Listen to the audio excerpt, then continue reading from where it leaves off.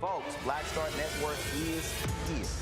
Hold no punches! I'm real revolutionary right now. Support this man, Black Media. He makes sure that our stories are told.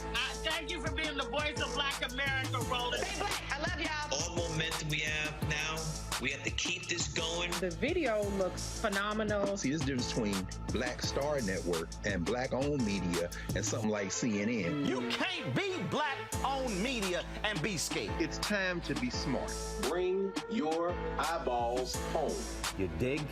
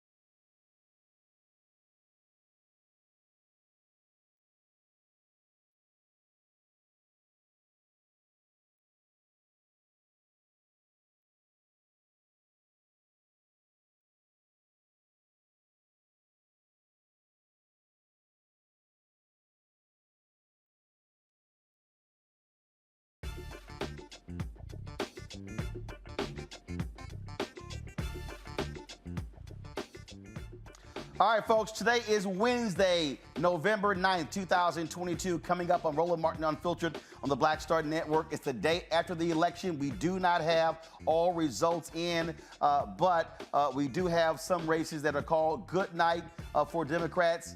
Not a great night for Democrats. One of the races we really were watching, the Senate race in Wisconsin. Mandela Barnes, Lieutenant Governor, loses to incumbent Senator Ron Johnson by less than 30,000 votes. We'll be talking with Congresswoman Gwen out of Wisconsin about that particular race. Folks, last night, young voters showed up and showed out in a huge, huge way.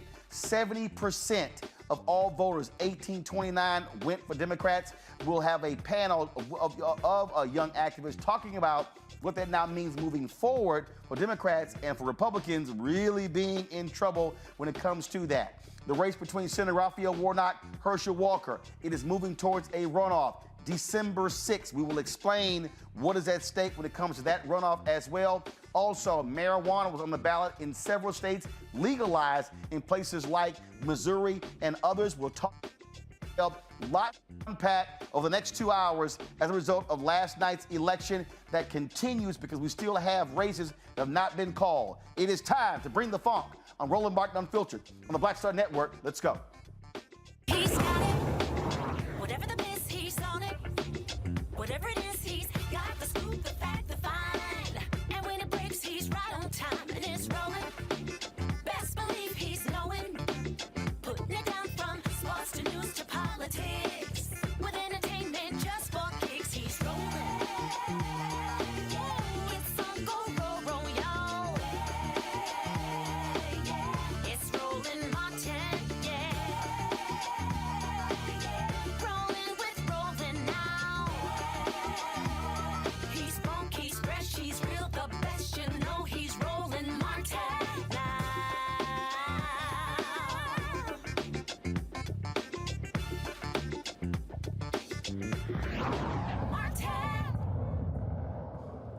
Folks, there was no red wave last night in the United States. Republicans have been whining and crying because they did not destroy Democrats on the national and the state level. A lot of races we're going to be breaking down, showing you what took place. Of course, we had 7.5 hours of live coverage on the Black Star Network last night. Now we're seeing the after effects of that. One of the races, though, that was called today, that is the U.S. Senate race in Wisconsin, where Lieutenant Governor Mandela Barnes was trying to unseat incumbent Senator Ron Johnson. He fell less than 30,000 votes short of that. Joining us right now is Congresswoman Gwen of Wisconsin. Congresswoman, glad to have you on the show. One of the things that we saw last night, and maybe you can shed some light on this, and that is that Milwaukee somehow had less turnout than it did 4 years ago. I saw one tweet that had about 214,000 4 years ago, about 176,000 this year. When you look at what happened in Wisconsin, that Barnes was not able to upset Ron Johnson? Well, thanks for letting me roll with you today, Roland. You know, I just want to start out by saying that we are very, very proud of Mandela Barnes. I know there's no silver medal that someone gets in these sort of contests, but this was a statewide race. It wasn't just a Milwaukee County race. It was a statewide race. And out of the 2.6 million ballots cast, Mandela lost by 27,000 votes. So that, of course, is very heartbreaking. There are always places where he could have performed better. I think the governor performed better in some rural places. I think the turnout in Milwaukee was higher than it was in 2018. 2016 was the first year that we had the photo ID implemented after decades of struggling, and that disenfranchised many people. So I think that that's sort of an unfair standard. I think Mandela ran a campaign. I want you to understand that the population of Wisconsin of African Americans is 6%. And so Lieutenant Governor Mandela Barnes won statewide with a really broad coalition of people. And so, yes, we wish we could have gotten more votes out from everywhere. But I don't want to demonize the people of the city of Milwaukee. Oh no, no, no! I'm not. Here's the whole deal. I mean, because and the reason we're asking the questions when we start talking about in terms of votes and how things happen, because we're also looking to looking to okay, when you begin to study, same thing. We're breaking down same thing in North Carolina. Sheriff Beasley lost by 135,000 votes. What we're looking at is, okay, black areas, what was happening in those places. Tim Ryan losing in Ohio. So I'm just curious in terms of when you're analyzing the election, where were the votes, where you could have done better here, which then goes to strategy, resources being put in. What I was hearing that in mid-October, Chuck Schumer's PAC was deciding between, do we put money into Mandela Barnes, do we put money into Sheriff Beasley? They decided at that point, oh, it looks like Barnes is going to lose. We're going to go with Beasley. Well, guess what happened? Barnes loses by 27,000 votes. She loses about 135,000 votes. So really, what it should have been, we're going to put money in both races. It shouldn't have been either or. And that's exactly the point. When you say we lost by 20, there were a lot of resources put into Milwaukee, but Barnes ran a really, grassroots campaign. He texted everybody, every 5 minutes asking them for money. He didn't take so-called corporate PAC money, which, he was an honest politician with a lot of integrity.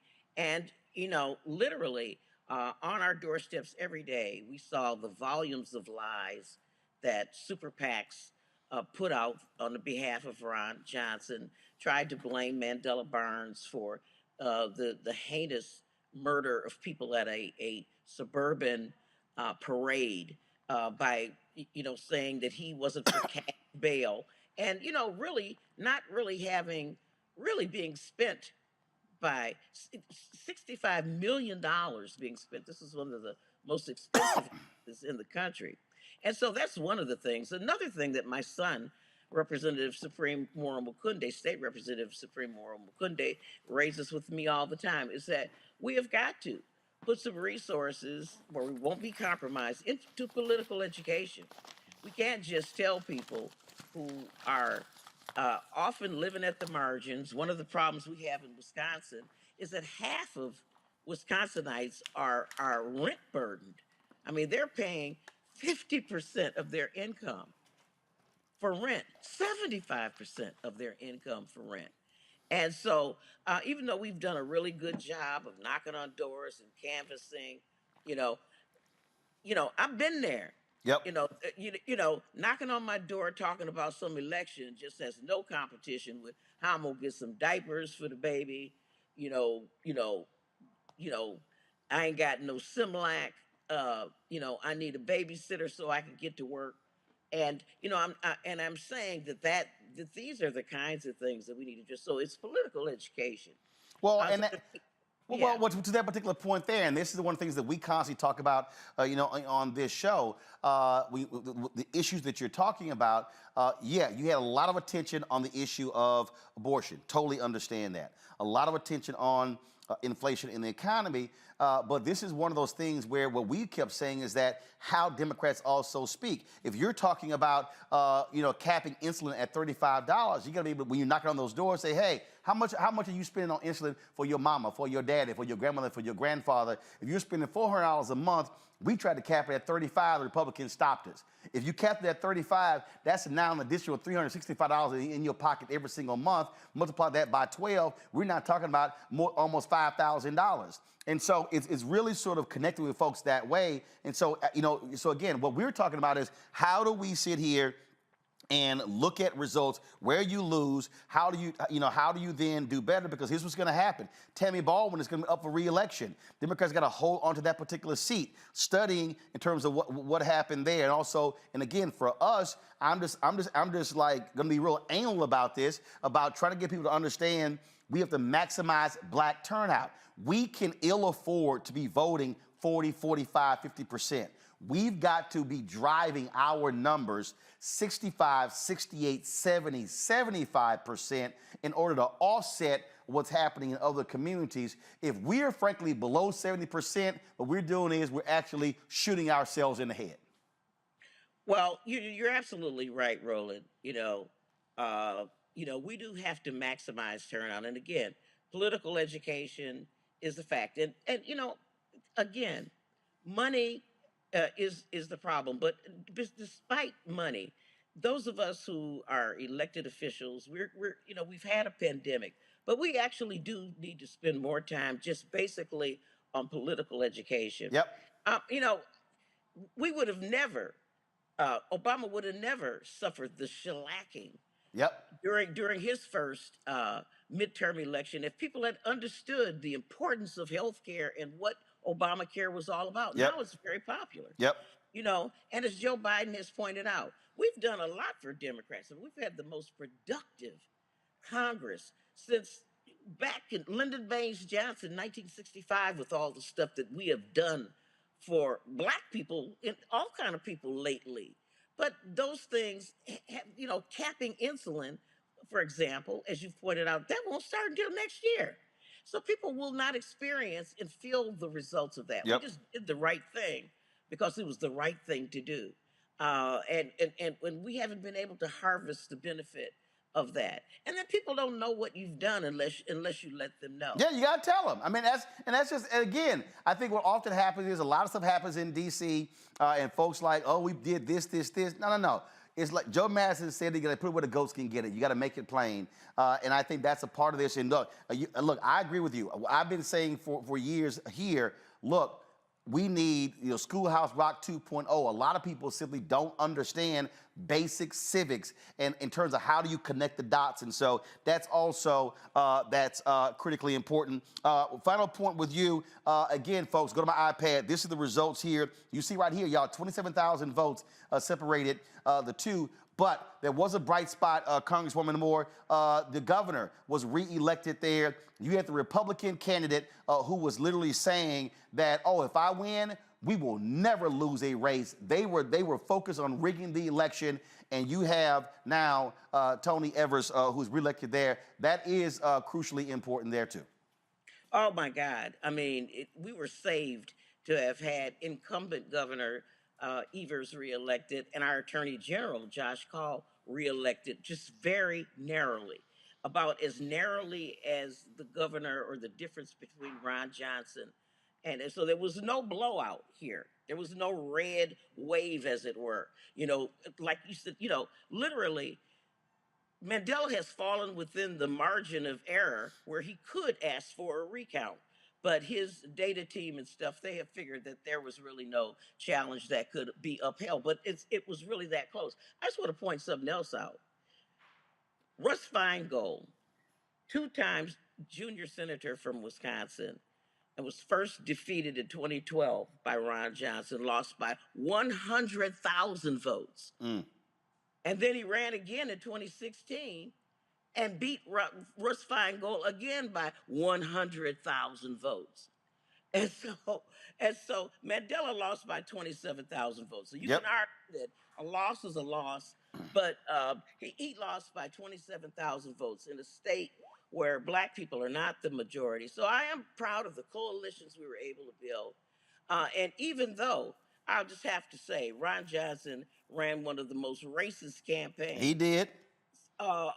Since what's my boy's name that had Willie Horton up there? And I mean, his closing argument to people was that Mandela Barnes talks about institutional racism. Do you want somebody representing you that call all of our institutions racist? He's a racist. I mean, he darkened his skin. They were foghorns of racism blowing through this entire thing. And I'm very disappointed, less for Mandela and more for the citizens of the state of Wisconsin, that we have to endure him.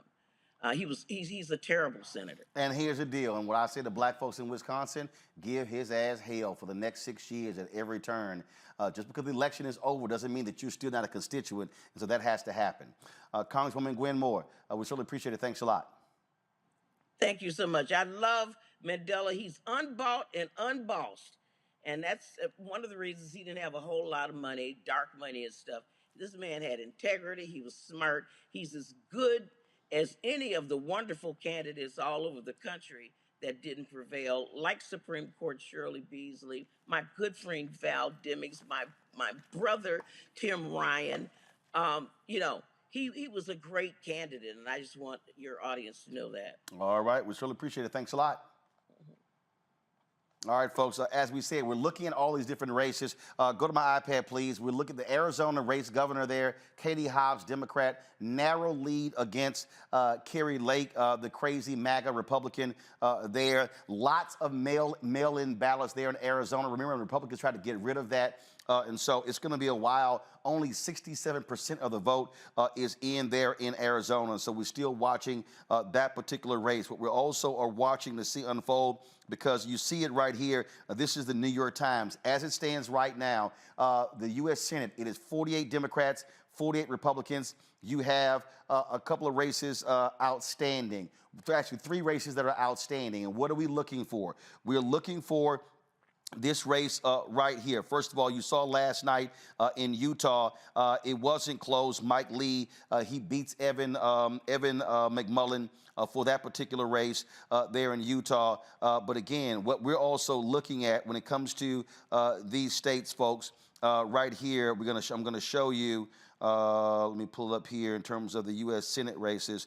We're looking at the race in Arizona. Again, 67% of the votes are in. Mark Kelly has a 4-point lead there.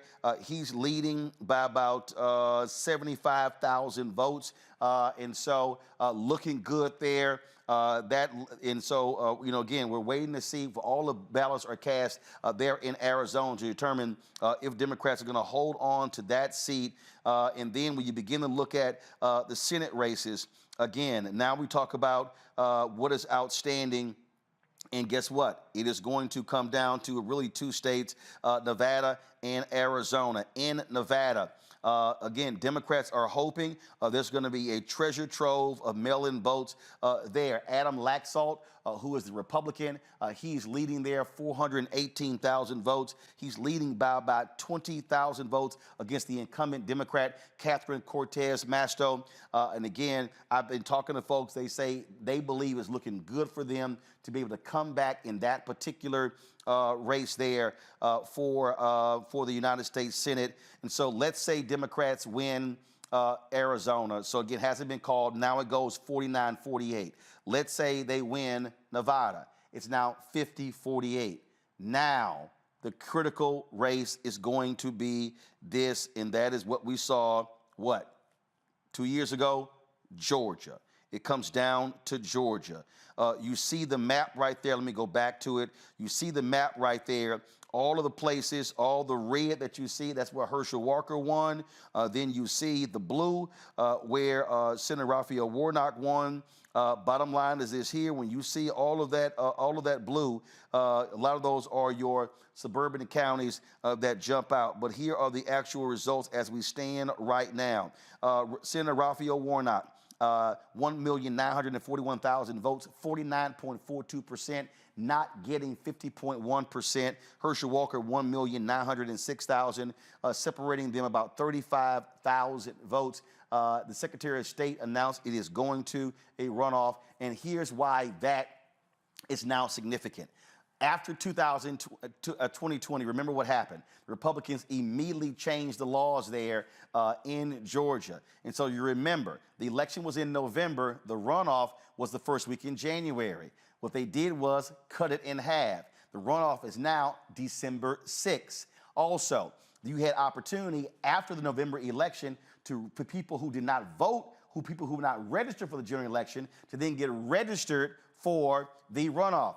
They changed that. Guess when the deadline was for the runoff? It was Monday. So even though it's now a runoff, if you did not register for the general election, you now cannot vote in the runoff because the deadline was Monday. If you registered after the deadline took place, you can register, but now you're talking about it's Monday. And so again, we're looking at that. And so they changed those particular rules. And so really what should be happening right now is an intensive focus on the ground, every single day. And I've been tweeting this and posting this. Every single day matters now because the calendar has been shrunk.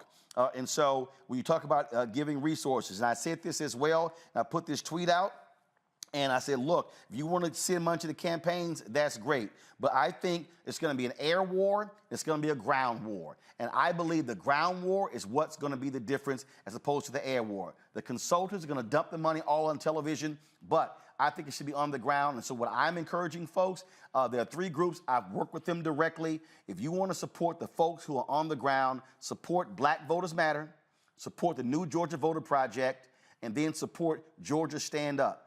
They are on the ground, knocking on doors, and not just in Atlanta. They're going to Swainsboro, Statesboro, Albany, Athens, Savannah, Columbus. They're going to Augusta. They're going to these non-major cities because that's also the key, reaching the Black folks who are in those areas. That is what is critically important when you begin to understand the election. If you look at the race with Sherry Beasley, she lost by 135,000 votes. But guess what? She was dominating in urban areas, losing in rural areas. Congressman Ted Budd, how did he win? Suburbs and rural areas. And so they also did not do well in the eastern portion of North Carolina in the Black Belt. And so that's why we're talking about mobilizing Black voters. And so that is important, folks, as we begin to understand and unpack what's going to happen with that particular runoff. Last night, Warnock and Walker both addressed their followers. Here, first up is Senator Raphael Warnock.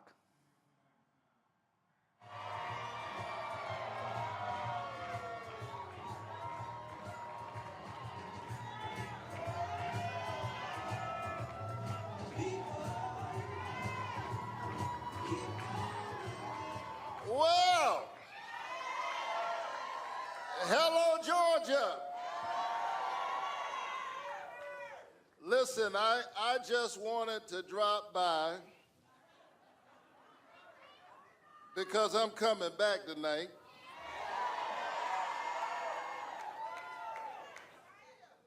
We got more to say. But I heard y'all were having a party down here. Listen, I wanted to drop by and say thank you. Thank you. Georgia is showing up in such an amazing way in this moment. I mean that. I can't even begin to tell you how proud I am of my state. I'm a proud son of Georgia. And I'm grateful for all the work that you all are putting in. And I'll say more later, so I'm going to try to defy Baptist preacher gravity and not talk too long. But listen,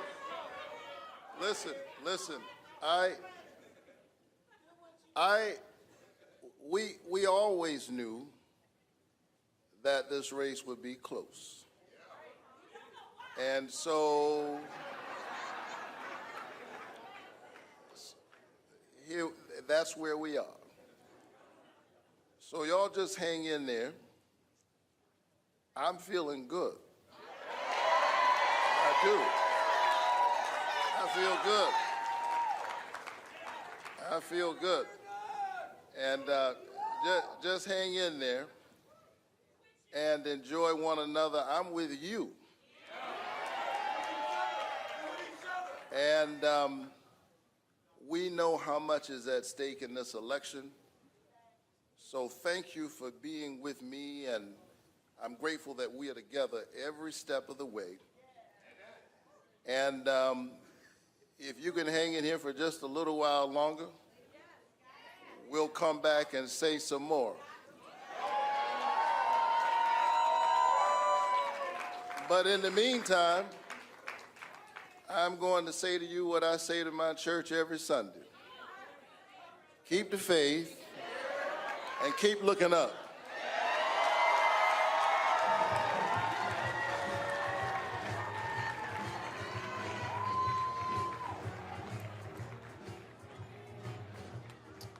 All right, folks, that's Senator Raphael Warnock. Y'all know I don't give a damn what Herschel Walker has to say. And so, bottom line is this here. All eyes are now going to, again, be on the Peach State. We're going to be looking at that. Let's talk about this with my panel. I'm going to walk on over here, so y'all follow me here. Joining us here in the studio, folks that were with us last night, up late, breaking all of these things down. Glad to have them back. We got Monique Presley, crisis manager, legal analyst. She's here. We got my man Larry Walker. Larry, you back in Florida? Where's Larry? I'm actually still in the Northeast because of the storm.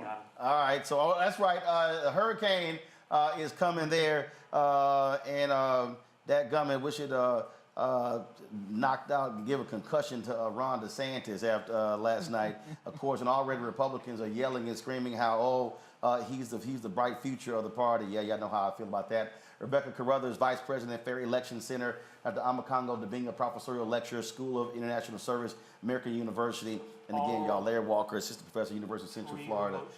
Rebecca, let's start with you. Georgia. Here we are again, where that's going to be the pivotal state.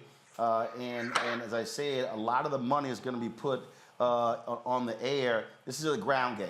At the end of the day, it's can you turn your people out? And that's going to be a lot of door knocking, a lot of canvassing, going back to people repeatedly, trying to get them to turn out. You're absolutely right. This is all about text banking, phone banking. Just like with the runoff from January 2021, we're going to be engaged with a lot of college students, letting them know how important it is for them to be involved in this. And one of the top messages that we have for them is, you all made change, record-breaking change, history-making change in 2021. You have the power, and it's time for you to do it again starting next Monday. Monique, and it's also as part of this, when we talk about now with this runoff, there was a lot of energy, and there was so much intensity focused on Georgia in 2020. It's going to be a whole, Republicans are going to look, this calendar is shortened. I wouldn't be surprised if you see $30 to $40 million literally spent in the next 30 days on their side alone. And so much of that's going to be on television and radio. But again, the way to counter that is figuring out, looking at the data, finding out what the percentage of black folks, where did they vote, where didn't they vote, how can you juice those numbers up? And as I said, if you can get black turnout in those rural areas up to 65, 68, 70, 75%, that's game changing. Right, and we've done it before, so we can do it again. And by we, I mean the people who are already on the ground, which is why I appreciated the appeal that you just made, because the types of information that you said we need, there's infrastructure already built. There are people who already know how to do this, who have been doing it for years, who were responsible for getting Georgia to the fact that Georgia's even in play right now. So that is where I hope that we will throw all of our support, and that we will follow instructions in that regard. And even though Stacey Abrams lost yesterday, and I wish that she hadn't, what I'm confident about is that she herself is committed to Georgia and committed to ensuring that Senator Reverend Raphael Warnock stays in office. So I would expect her full machining apparatus, Black Voters Matter Fund, all of the other organizations that are so good at what they do to be doing it again. Larry, I know there's some people who are watching in Florida who are saying, well, yeah, we're right next door, but that's really a Georgia thing. And I'm like, oh, actually not. When we went to Swainsboro, then we went to, we were in Brunswick. We actually flew into Jacksonville, Florida, because it's closer to get there than it is from Atlanta. I'm trying to pull up this map in a second. And so, again, our folks there in Florida, if you actually want to help the folks in Georgia, you ain't far across the border to be able to help the folks in that region of Georgia to turn out and canvass on behalf of Senator Warnock. Yeah, you're right, Roland. You know, that Jacksonville is located in Duval County. And so it's not that difficult for for people to travel maybe 45 minutes to an hour and be in Georgia and then make sure they can help Warnock, win this, win the election and make sure we can have control of the Senate. But listen, this is boots on the ground, Roland. And I think the other thing that we have to highlight is consider those folks who registered to vote who did not vote. Right? And so, but these elections, statewide elections, are won at the margins. And I thought the other point that you made in terms of, supporting some of these black organizations that historically have been on the ground in Georgia and other states, that we do have to give money to the right people. I know it's sometimes even we have, natural disasters, people give places to the Red Cross. And often there are other entities already in the state doing the work. So kind of similar, comparison. But listen, this is it. And if we want to make sure we get more, federal judges, particularly black federal judges, particularly more black women federal judges, there are black women federal judges. But in terms of some of the other issues we care passionately about as a community, we want get those issues through the Senate, and we'll see obviously what happens with the House. But we've got to make sure that we get Warnock in and don't let Herschel Walker become U.S. Senator, because it will be utter embarrassment for the people of Georgia and for black folks throughout the nation. Congo, we've talked about this on this show numerous times, trying to get people to understand how do you connect the dots. And when we're talking about the United States Senate, again, yes, it looks like Republicans are likely going to control the United States House. But by Democrats controlling the Senate, they control judicial nominees. And we've seen these rulings. The people who targeted the black farmers and the money, what did they do? Went to Trump-appointed judges. When it came to the FBI getting the documents from Mar-a-Lago, what did his folks do? Went judge shopping and went to a Trump-appointed judge. And so the ability for Democrats to be able to keep appointing federal judges, keep appointing more black federal judges, black men and black women, that is going to be crucial because, again, the federal courts have played a huge role. When you look at all of the efforts by the lawyers, one of the reasons why Democrats did not get wiped out last night is because of the legal strategy, fighting gerrymandering, fighting these Republicans every step of the way, and they were cleaning their clocks in case after case after case. Mark Elias, Laws Committee for Civil Rights Under Law, NAACP, Legal Defense Fund, and so many others, they rarely lost because they didn't just have a political strategy, they had a political and a legal strategy, but you need the judges who are going to also rule in the favor. And as I said last night, Republicans now control the Ohio Supreme Court, North Carolina State Supreme Court. They still control the Wisconsin Supreme Court. If the voters in Wisconsin are able to overturn those Republicans there, guess what? You might see a lawsuit come back where they may overturn political gerrymandering. Supreme Court has already ruled, we can't touch political gerrymandering. And so if you get Wisconsin, if to be able to mobilize and change that state with the judicial nominees, all of a sudden, if they are able to rule against political gerrymandering, that changes the entire map in Wisconsin and it changes the state. So we can't act like judges don't matter. Oh, absolutely. And it would be really important, as we talked about last night, a lot of these guys out there would spend more time listening to what we're saying in black media about these issues. Republicans have been able to make the gains that they have because they've been smarter strategically as relates to their scheming and plotting. And so while we're out here talking about personalities and I don't like this guy or that guy, they didn't even like Trump, Roland, but they were focused on the courts. That's all they cared about. And they didn't only care about the Supreme Court. They cared about judges on every level across the country. And if people can get in there, and if the House and Senate goes Republican, and if they can just focus on only blocking judicial nominations, that is a success enough for them. And, of course, they got all of these other things, investigate Hunter Biden and all of this. But if they just do that alone, imagine if somebody like a DeSantis comes in and we have 2 years of judges not getting appointed. Who knows? Maybe Clarence Thomas decides that it's time to step down. Maybe, and so many other things at the local and state levels. So we have to be more sophisticated. Just like the Republicans have done with Roe v. Wade, they'll wait for almost 50 years until they can get it done, but they don't stop. And so even when they're not in power, even when they're in the minority, they still flex themselves like a majority.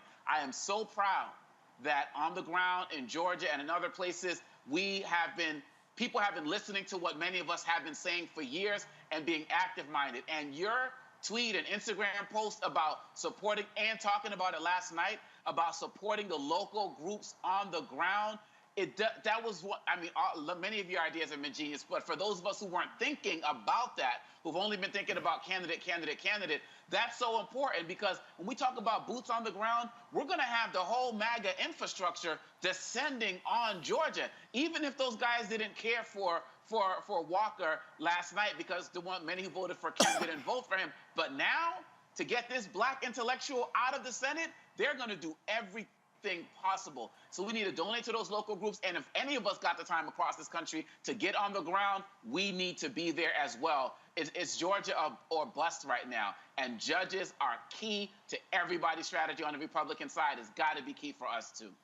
Indeed. All right, folks, got to go to a break. We come back. We're going to talk about the potency of women voters last night and how the issue of abortion and the Dobbs decision overturning Roe v. Wade played a huge role in turnout. We also have a panel of young African Americans talking about the power of the young vote. Democrats last night won 70% of voters 18 to 29. We also are going to unpack the Georgia race. A whole bunch of these folks were talking about, how Stacey Abrams had a black male problem.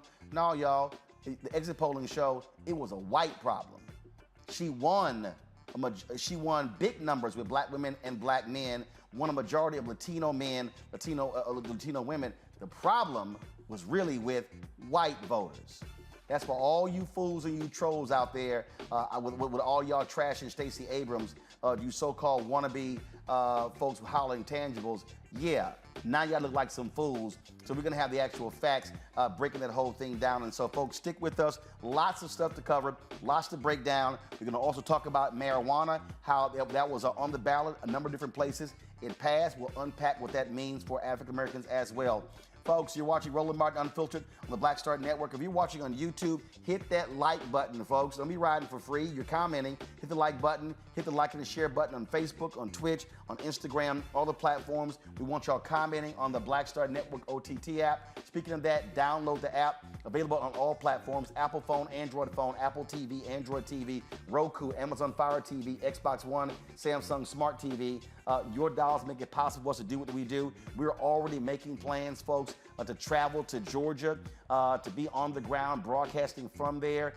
Your dollars make it possible for us to do so. Check and money orders go to P.O. Box 57196, Washington, D.C. 20037-0196.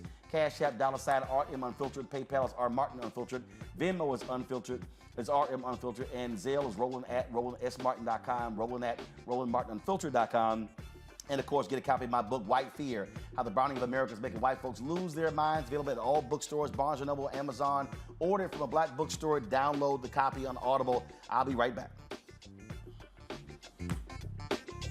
On the next Get Wealthy with me, Deborah Owens, America's Wealth Coach, less than 5% of the top executive positions in corporate America are held by women of color. We know it's not because of talent. A recent study says that it's microaggressions, unconscious bias, and limited opportunities being offered to women of color. On our next show, we're going to get incredible advice from Francine Parham, who's recently written a book sharing exactly what you need to do to make it up into the management ranks and get the earnings that you deserve. I made a point to sit down and I made a point to talk to people. And I made a point to be very purposeful and thought-provoking when I spoke to them. That's right here on Get Wealthy, only on Black Star Network. Pull up a chair, take your seat at the Black Table with me, Dr. Greg Carr, here on the Black Star Network. Every week, we'll take a deeper dive into the world we're living in. Join the conversation only on the Black Star Network. You know what's on the ballot. It's not just legislation and policies we believe in. It's democracy. Our democracy. There's a choice on the ballot between freedom and fear, between cruelty and compassion, between chaos and community, between voting or violence, and the end of rights generations have fought for. The extremists have a plan, a roadmap for a nation where your voice is silenced and your vote is a memory, where they count their votes and cast ours aside. That's why this year, this fight, this vote is so important. Register, engage, volunteer, fight back against the disinformation and despair, and most of all, vote, because your vote is all that stands between our future and theirs. It's about us. Everybody all together. We are in sunny South Dallas. The election is coming up. It's super important that folks know who they are voting for, but more importantly, what they are voting for. Y'all, we got the free shirts and free lunch right over here. Freedom is our birthright. No matter what we're up against, we're sending a message in Dallas and Texas and in this country. We won't back down. That's what this bus tour is all about. The housing cost is one of the most capitalized areas that we have found. People who are marginalized, that are brown and black, we are suffering the most, and I think that we have the biggest vote and the biggest impact in this election. I'm voting for affordable housing, for sure. We should not be paying the cost of a utility failure because our elected officials are too proud to say we need help. I know that we can bring out our people to vote. It's a part of our birthright. Right. It's a part of our heritage, and surely it's a part of our present and part of our future. That's right. That's what's up. And we won't black down. Forward that message to 5 friends, because in that message, it's got links to how to get registered, how to check your registration status. Like I said, 2:30 we'll start rendezvousing right here on this street. I am voting to let our voice be heard in the rural communities that, hey, we are people too. There are things that we need. Free shirts, free food, and lots of power. We are in Longview, Texas, where Black Voters Matter, 365. Whatever type of oppression a white supremacist throws our way, we will not black down. We are in relentless pursuit of liberation of our people. Freedom is liberation for black bodies and black communities to make economic change through political power. Freedom is choice. We won't black down. We won't black down. We won't black down, y'all. We won't black down. We won't black down. We won't black down.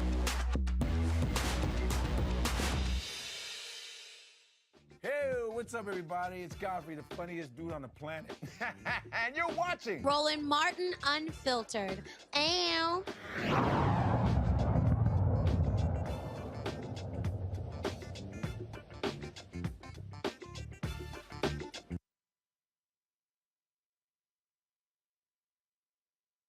All right, folks, welcome back to Roland Martin Unfiltered here on the Black Star Network. If y'all wanted some of the best whining and comedy, you should have been watching Fox News. They have been beside themselves all last night and today because they were out there, crime wasn't the top issue.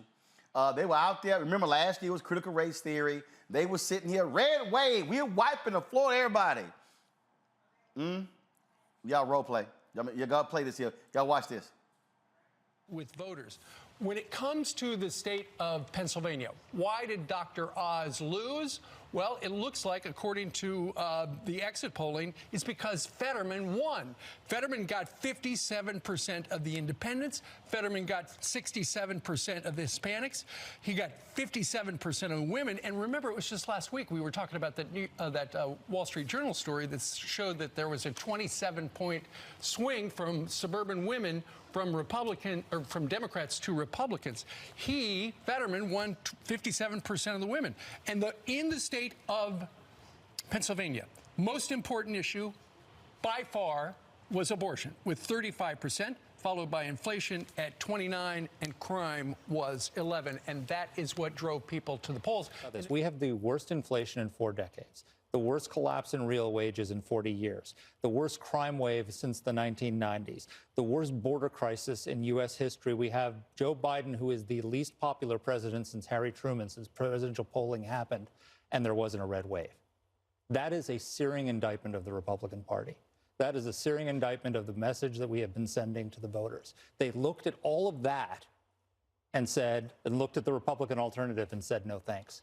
The Republican Party needs to do a really deep introspection look in the mirror right now, because this is an absolute disaster for the Republican Party, and we need to turn back. We need to look at who won today. Ron DeSantis, DeWine, these governors, Kemp, Abbott. You know, look at these governors. This is the path to the future. At electing these radical candidates who ran far behind them has put the Republican Party in a terrible position, and voters have have indicted the Republican Party. Harold. It's been a really tough 2 years, a very tough 2 years. But what the church did is respond rightly. It responded by praying. We had more Zoom calls set up for the last 2 years, just praying for the nation, people turning to the Lord, repenting of their sins, confessing their sins. We've seen pastors doing the right thing by preaching from the pulpit according to biblical values. So we've seen the church respond. And it just doesn't make sense. So we'll learn more, I think, of course, in the days that are in front of us. But surely this is absolutely not the result that was predicted by almost uniformly by the pollsters, but it wasn't the result that I think any of us thought were going to happen tonight. It's been as not only traditional, but I would say crashingly disappointing, because this really should have been a wave election. And now it doesn't even look like we're dog paddling. Well, maybe because Jesus ain't on your side. That could be it. Now, one of the greatest laughs I've got. Now, y'all know I can't stand a little punk Charlie Kirk at Turning Point USA. I love that this was captured last night live. Watch this. About what the future of the Republican Party is going to be in 2024. Now is the time to focus in and win right now. Oh, how about this? That this doesn't happen in the presidential race in 2024. Michaels should be governor. He lost. Did they call it? Yeah. Really? Yeah. Yeah. Did they really call it? Yeah, they called it. Do they have some outstanding ballots the same way that we do, though? No. That was close. Wait, how much did you lose by? Did they call it? The people I cover, the people I actually trust, called it. Really? Yeah, it's 51-48. It's pretty big, too. 3 points. Oh, it's 3 points. 3 points, yeah. Expanded about 100. But Ron Johnson's holding strong. Ron Johnson has... About what the future of the Really? Republican Party is going to be. Are there any ballots left? Could we possibly still win this? Oh, my God, no. Really? Okay, y'all, I got to play one more before I go to my panel. Let me find it. This was, you know, on a consistent basis, it's shameful to have to deal with Harris Faulkner on Fox News. She's actually an embarrassment. And I know Harris, and she just sounds more ridiculous every single day. Listen to this idiotic exchange today on the so-called news show on Fox News. An optimistic future for the country, but on the other hand, I'm just being practical. I think that absolutely it looks like he's in a much stronger position to be the nominee today than he was yesterday. You know, I love it when you look at from a 37,000-foot range at politics. What is happening right now? Are Democrats so entrenched that they're okay with horrible crime statistics and victims by the hour here and many other Dem-led cities? Are the high prices not bothering Democrat voters? Like, what causes them in the worst of circumstances to say yes to their party? Yeah. It's a really, really interesting, and it's the fundamental question, because it wasn't just Biden's approval rating that was so poor. You saw that on the handling of the issues. So I know there's been some discussion today about whether, well, actually abortion was higher of a priority than the economy, but everyone still has the economy as the top issue. And on all of the polling, again, not just from Republican pollsters and so on who want to believe in good results, all the polling universally showed massive disapproval of what Democrats have done, particularly on the economy and on crime and on immigration and the border. And so what's really interesting here is that voters are are rejecting the policy arguments and the policy outcomes of the Democrats, but it's not turning into support for the Republicans. So that says that there needs to be a stronger, more positive alternative put forward. I think the real lesson here for the Democrats, if they choose to learn it, but I don't think they will, is that this is not a green light for them to go further and faster to the left. But you know they do see it that way, though. With the, well, I know that's what they're going to do. You know they think this is a green light. Exactly. Here's why that's utterly laughable. They act like women and young voters just didn't vote last night. And then, oh no, well, universal crime is #1. It wasn't. It wasn't. And here's the whole deal. I saw Chris Hayes sent a tweet out, and he was talking about the impact of the issue of crime in these suburban areas in New York. And I said, yeah, Chris, that means it should have been on local New York. It shouldn't have been dominating national news. And that's a lie. Exit polling shows that in a lot of places, crime was not the #1 issue. It wasn't the #2 issue. Abortion was an issue. Democracy was an issue. The economy was an issue. No, that is a conjured up, created talking point by Fox News for their audience. And guess what? Those idiots fell for the hook, line, and sinker, and now they're trying to be mad. Well, I don't know why the rest of the country didn't believe it, because we kept telling them. That's why, because everybody don't watch y'all dumbasses. Well, here's the thing that people have to understand. For many women and for many families, abortion, reproductive justice is an economic issue.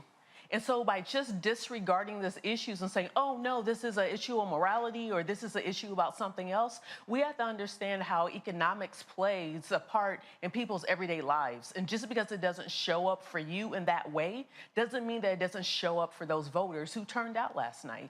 And so like I tell a lot of people, politicians should not be choosing their voters.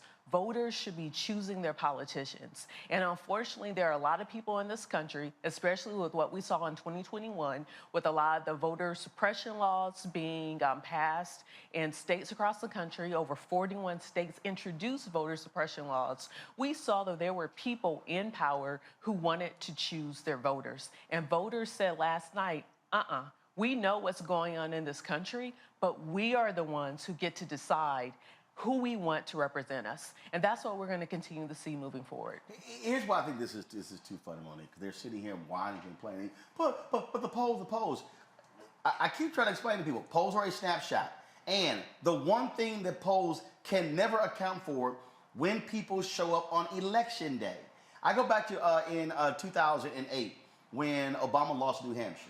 And people I remember on CNN, Lou Dobbs go, well, everybody was wrong. No, if you actually look at the numbers, Obama actually got the actual number the polls were indicating, but you can't predict a surge of voters on election day. And what we saw yesterday was a surge of women voters, a surge of young voters. We saw in places a surge of black voters. And that's what happened. And they're just mad that what they predicted and what they were trying to force on everybody else, the country said, y'all can go to hell. Democrats cleaned up in gubernatorial races. Democrats now control the legislature in Michigan, in Minnesota. They flipped. We're going to talk to Representative Malcolm Kenyatta in a second. They flipped the House. A black woman is now about to be the Speaker of the House in Pennsylvania. And that's for all you punk asses out there who said don't vote. That's why you actually vote. Lena Hidalgo beats back $9 million in Harris County in Houston. Summer Lee beats back $3 million from AIPAC in Pittsburgh. You have progressive DAs who were elected. You had a racist sheriff in Massachusetts who was thrown out because folks voted. They are just mad that America has rejected crazy-ass MAGA people. Right, but whoever that person was, I don't watch Fox News, so I don't know that man's name, but his analysis was spot on when he said accurately that the approval ratings are low, that the voters in this country are not showing up saying, we love what the president is doing, we love the president's policies, we love what the vice president is doing. All of those numbers are not where we would like them to be, but what he followed up with and said is it didn't convert to them voting for Republicans. Why? Because Republicans don't have any ideas. They've turned into the party of no. They are only against things. They are not for anything. So when the voters went and looked, they're like, well, they're probably thinking, well, at least I got a shot in my arm. I remember I got that PPP money. I got the infrastructure. I don't have the job I like, but I got a job I didn't have a year ago. $1,500 check I got. And so when you start thinking about it, you're like, okay, the people who are doing some work are better for me as a choice than the people who are against everything and expect to just ride my anti. And so I am hopeful from what I saw yesterday, because that means that even with a lower turnout in certain areas, there are more people who are not voting based on hate and hate alone, not voting based on, still by white fear, y'all, but not voting based on white fear and white fear alone. We had people coming to the polls and saying, no, enough of this foolishness. Voters actually want government that works. Yeah. Voters are tired of just obstructionists and just hearing, well, no, we're going to just stop and shut everything down. Right. The country is hurting, but we actually have solutions. But some of those solutions require a government that's actually working. And in a moment, we're going to talk about our panel of young voters. The reason we're waiting, folks, is because Tiffany Lofton got caught in traffic, so we're trying to hold the segment so she can get to the studio. So we're going to really unpack that, because young voters responded to policies that passed that they actually like. That's the thing here, Larry, that people just have to understand. And if Democrats were smart, they would step back and they would go, okay, we were supposed to get wiped out. That didn't happen.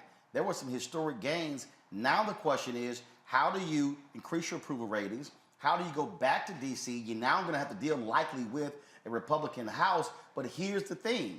Several of those Republicans who won, they won in swing districts. They can't go to Congress acting a damn fool like the rest of the MAGA people, because they're going to be freaking out about getting reelected in 2 years. And Democrats can now go, guess what? Show your ass and see what happens. We're targeting y'all come 2024.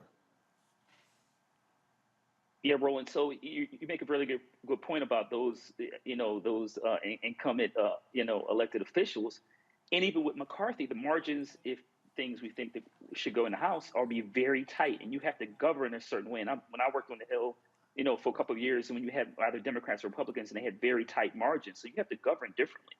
The one other thing I want to highlight, you talked about young people, and why this is important, and we talked about some of this last night, is that we talked a lot about cultivating not only voters, but in terms of future leaders. So many of these voters will also one day be politicians, or support or contribute to PACs and various other entities. Yep. So it's really important in the Democratic Party to once again cultivate support. Make sure when you mine the data, you see the issues that they talked about. They talked about student loan debt. You talked about Hobbs' decision. All the issues that young people, generally Americans, care about, particularly young people, because they have certainly many more years to go.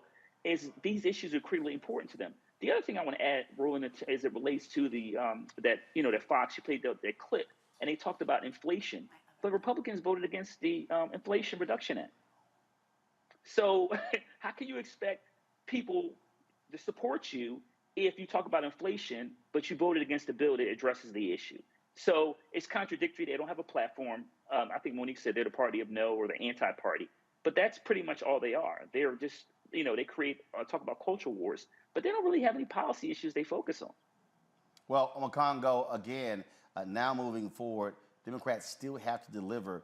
And if there's anything they should do, is really sit down and say, we are going to have a far better economic message, and we're going to take credit for the stuff that we've done, and not just let somebody else also reframe us the way they want us to.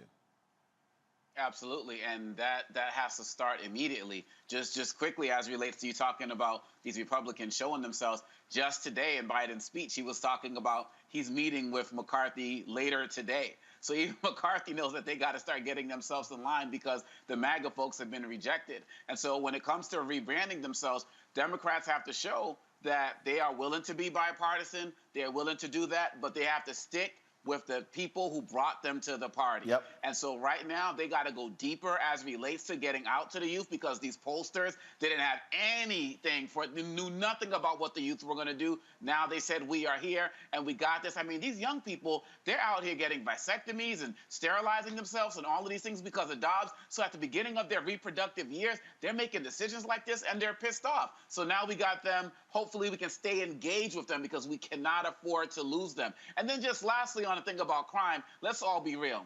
The reason why crime was brought in fairly late into this midterm election thing is because it was another part of the Southern strategy way to demonize these people and have them focus on black people being more prone to crime. That's why they did it. Despite the fact that crime is a bigger problem and murders are a bigger problem proportionally in 9 out of 10 states that are led by Republican governors. They didn't have an argument on crime. They just wanted to flip it into race and more racism. That's why they also said things like Mandela Barnes, different kind of Democrat, stay dark and Stacey Abrams in advertisements. They try to do this Willie Horton 2.0 type of thing, and it got rejected because it wasn't true. But they don't have anything, so they're going to double down on that. And we're also going to get these types of Republicans who won. We got a good window rolling if we don't mess this up. Absolutely. Right. Yeah, just real quick, because the MAGA folks, until they go away or Trump gets locked up, they're going to be fighting with the DeSantis folks for the next 2 years. It's prime for the taking. We got to jump on this. I agree. All right, folks, real quick break. We come back. We're going to talk to Pennsylvania State Rep Malcolm Kenyatta about what has happened there. Big wins last night. Fetterman for U.S. Senate. Also, Josh Shapiro, the next governor. But the thing is, they were able to take the House. I keep telling y'all, don't ignore those down ballot races.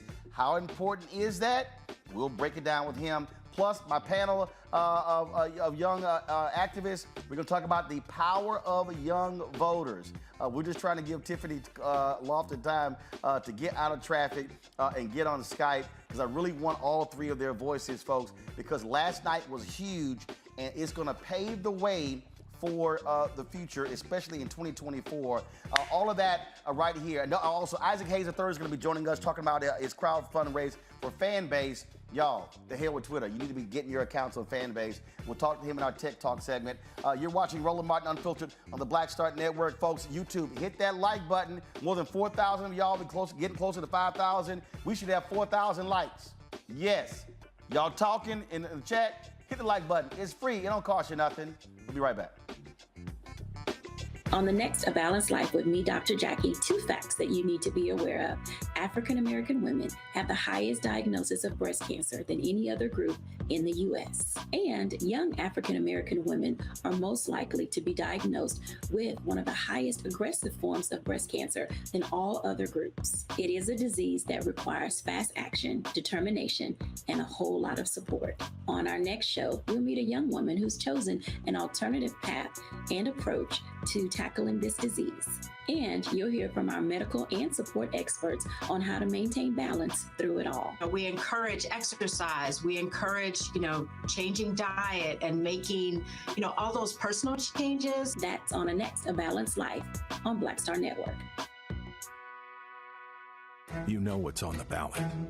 It's not just legislation and policies we believe in. It's democracy. Our democracy.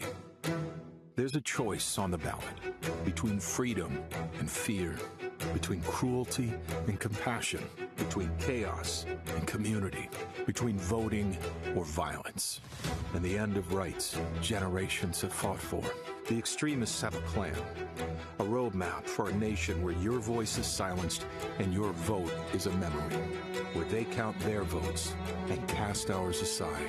That's why this year, this fight, this vote is so important.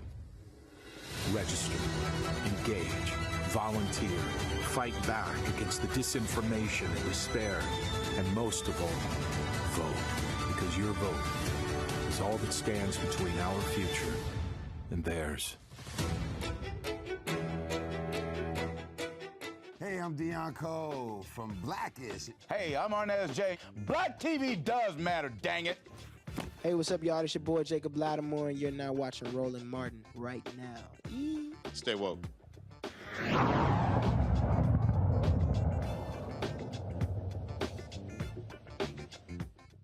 All right, on this show, y'all hear me talk all the time, down ballot races. You can't just focus on Washington, D.C. You have to focus on state rep, state senate, because that determines who controls the legislature, the branch of the House in the state. It controls the governor's mansion. You're also voting on state Supreme Court races. What we have seen in Pennsylvania is that you have a state Supreme Court that actually has cared enough about the voters as opposed to the MAGA folks. Well, guess what? Last night, because of successes in Pennsylvania, there's not going to be a black woman who's going to be the Speaker of the House in Pennsylvania. Malcolm Kenyatta posted this tweet earlier today. If y'all have the tweet, go ahead and show it, where he talked about what took place last night and how Democrats are now breaking the power grip the Republicans had in that state. See, what a lot of people don't understand is people talk about Philadelphia and Pittsburgh, but in many ways, when you think about Pennsylvania, it's sort of like Michigan. Outside of those large places, you hear this phrase, it's sort of like Alabama. A lot of conservative voters. Well, guess what? Now, this is the tweet. Go ahead and show it. He said, my good friend Joanna for PA will become the first woman to ever leave the Pennsylvania House. He called it Madam Speaker, and so these are the photos that he posted of her as well. He joins us right now, Representative Malcolm Kenyatta. Glad to have you on the show. First and foremost, a lot of people, boy, pissed off. Y'all sent Oz back to New Jersey with his tail between his legs. You know, first of all, I'm happy to be with you. And you hear me losing my voice because this has been a good night. I was out yesterday, Roland, around my district, around the city of Philadelphia. And I think people in Pennsylvania should be really proud because a part of what we saw yesterday was what is best of us. People showing up, 6:30, 7 o'clock in the morning, setting up the tables to vote. We saw a surge of young voters who I know you're talking about, a surge of new voters, people stepping up for the first time to make their voice heard. But what we also saw, and one of your, both of your panelists were just talking about this, both of your guests, people were hungry for solutions. When you think about abortion or you think about inflation or you think about gun crimes, in my district where we've lost folks to gun crimes, we don't need to be reminded. What we need are elected officials who actually give a damn about getting unaccountable weapons off of our streets. And so across Pennsylvania, I think something really special is happening. Not only did we win the governor's race, we won the United States Senate race.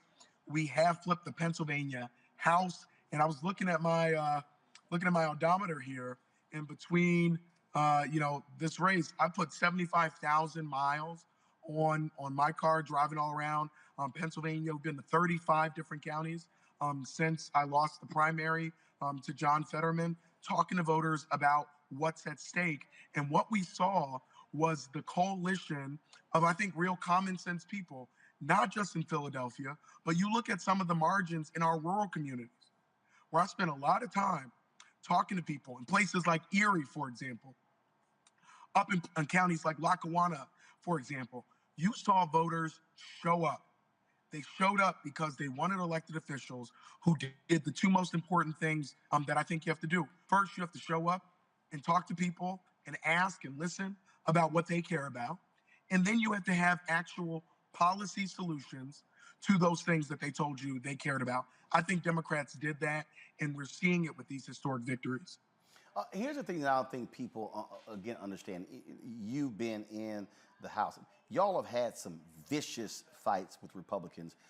They have been trying to run roughshod. They had control of the legislature. They were ignoring Democrats. We've run some of those videos on this show. And I don't think the average voter understands what now happens by the Democrats controlling the House. When you have those MAGA folks and you control one of the branches, they've got no choice but to negotiate with y'all for anything to get passed. They got no choice. And so now, in many ways, you're tempering the nutcases because they can pass something, whatever they want in the Senate, it ain't gonna fly in the House. And that's why it's important for where they don't have control, and not only control of the legislature and the governor's mansion, but have a veto-proof majority where they can just run whatever through and ignore Democrats on anything. Roland, thank you so much for consistently bringing this up about the impact of local elections, particularly at the state level. You laid it out perfectly. I want people to understand this. A lot of folks nationally got to know me because in the 2020 election, in the House State Government Committee, which oversees all elections in Pennsylvania, they were trying to pass what was called the so-called Election Integrity Committee. And I want people to really understand what that means very briefly. It would have allowed them, Republicans in the House, to subpoena ballots, to open up your ballot and see who you voted for, to check if there was any quote-unquote fraud. It would have allowed them to impound voting machines. It would have allowed them to actually physically compel, i.e. arrest and drag elections officials up to Harrisburg for sham hearings.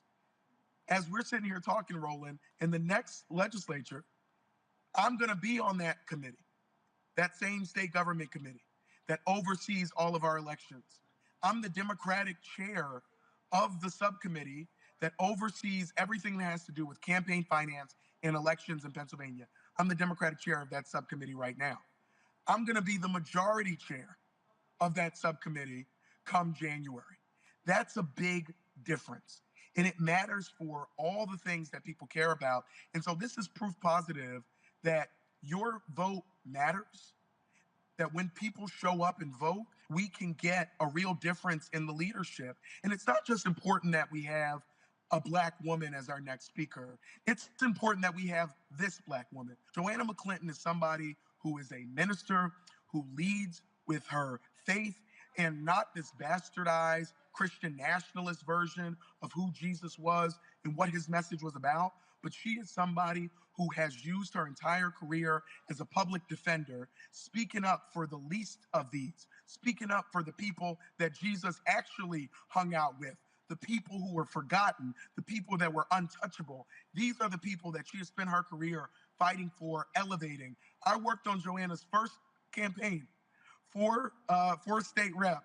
I was a big volunteer on her campaign, and I sent her a picture. I said, who would have known 7 years later that you would be the Speaker of the House? And she was raised by a Black woman, a single mom, who had to figure it out, raising 2 kids, not knowing how she was going to figure it out.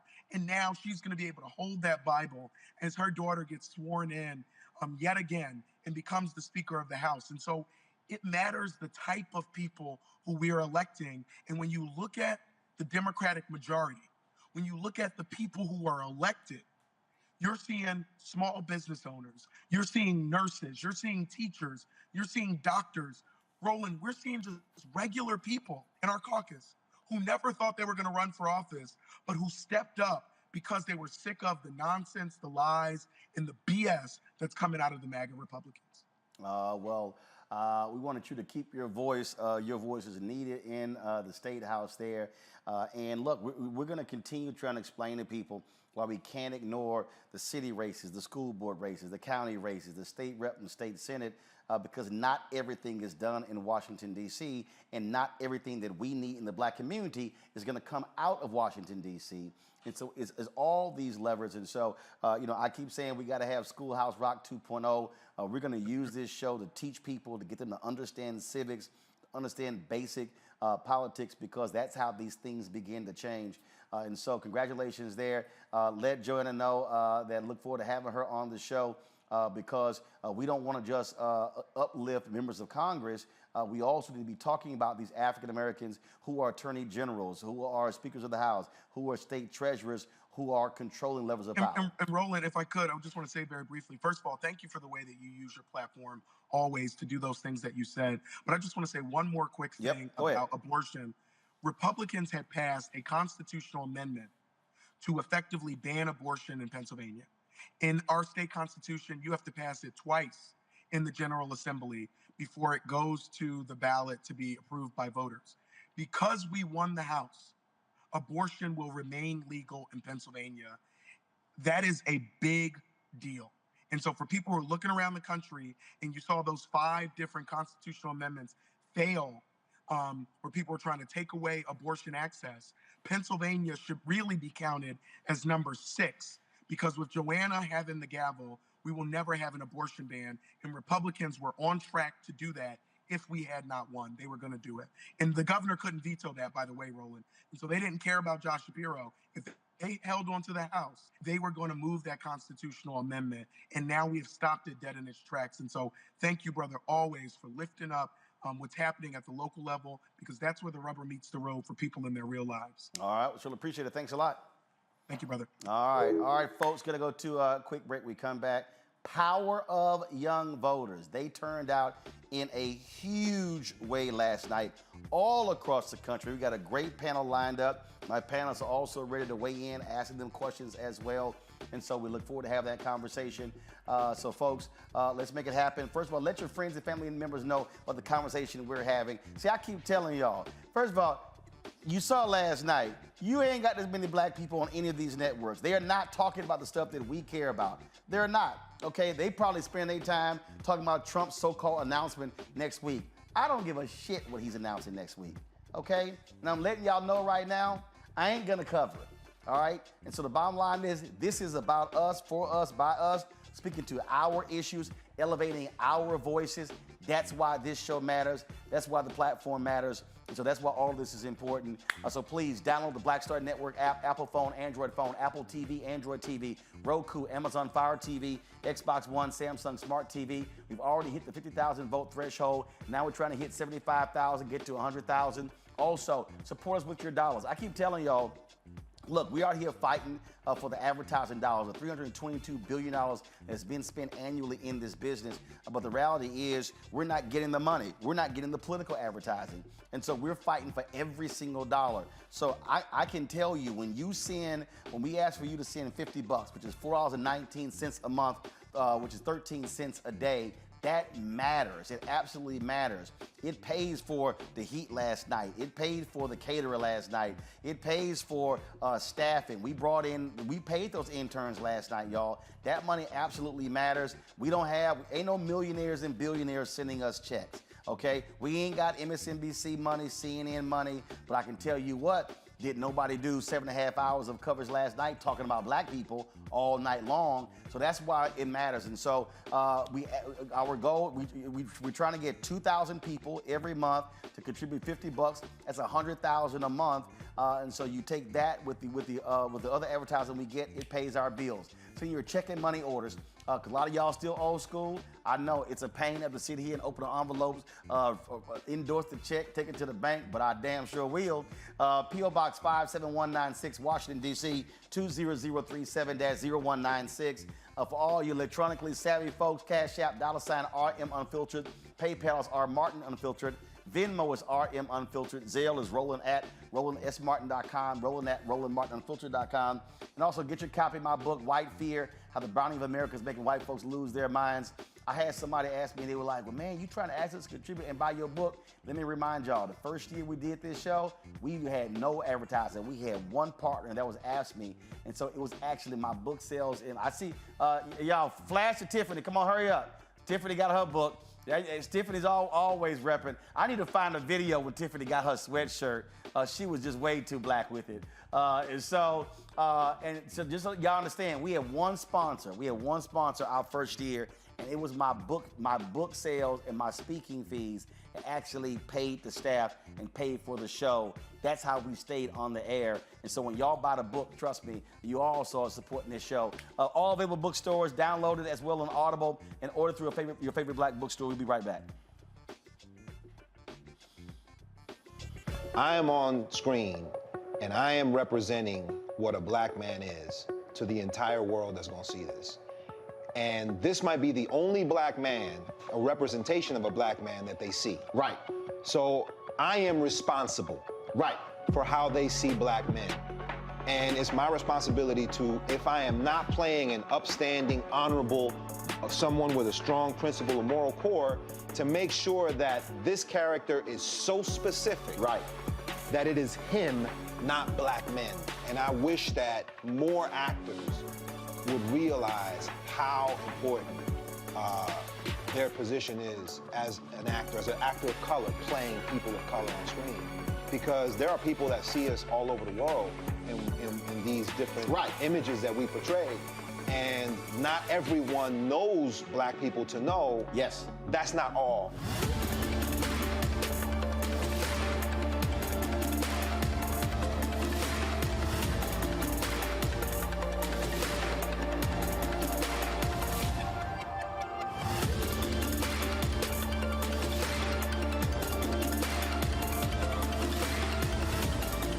Peace and love, everybody. I'm Purple Wonder Love. Hey, I'm Donnie Simpson. What's up? I'm Lance Gross, and you're watching Roland Martin Unfiltered.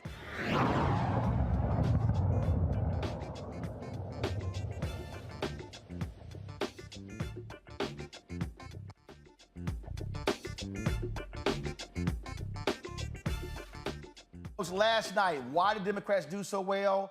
In many ways, young voters. 70% of young voters voted blue last night. These are the stats here, folks. Look at the numbers right here. The youth vote share the battleground states. Arizona, 76%. Florida was 58. Georgia was 63. Michigan, 58. Nevada, 63. New Hampshire, 74. North Carolina, 52. Ohio, 62. Pennsylvania, 70. Texas, 65. Wisconsin, 71. But look at the youth share of the vote. You see there, folks. Now look at the numbers for Republicans. Only one place for Republicans. They were over. So North Carolina was 44%. Michigan was 41. Florida was 40. The lowest was in Arizona. It was at 20%. And look at the share of the vote. Again, Texas, it was 15%. And then, of course, you had 14% in North Carolina. And then you had 12 and 11. And so, again, when you start talking about turnout numbers, that's a huge difference maker. And we wanted to talk about that. So exit polling data all across the country is important. And remember, a lot of these states, they have same-day registration. That's what happened in many of these places. So young folks were showing up. There were huge numbers on college campuses as well.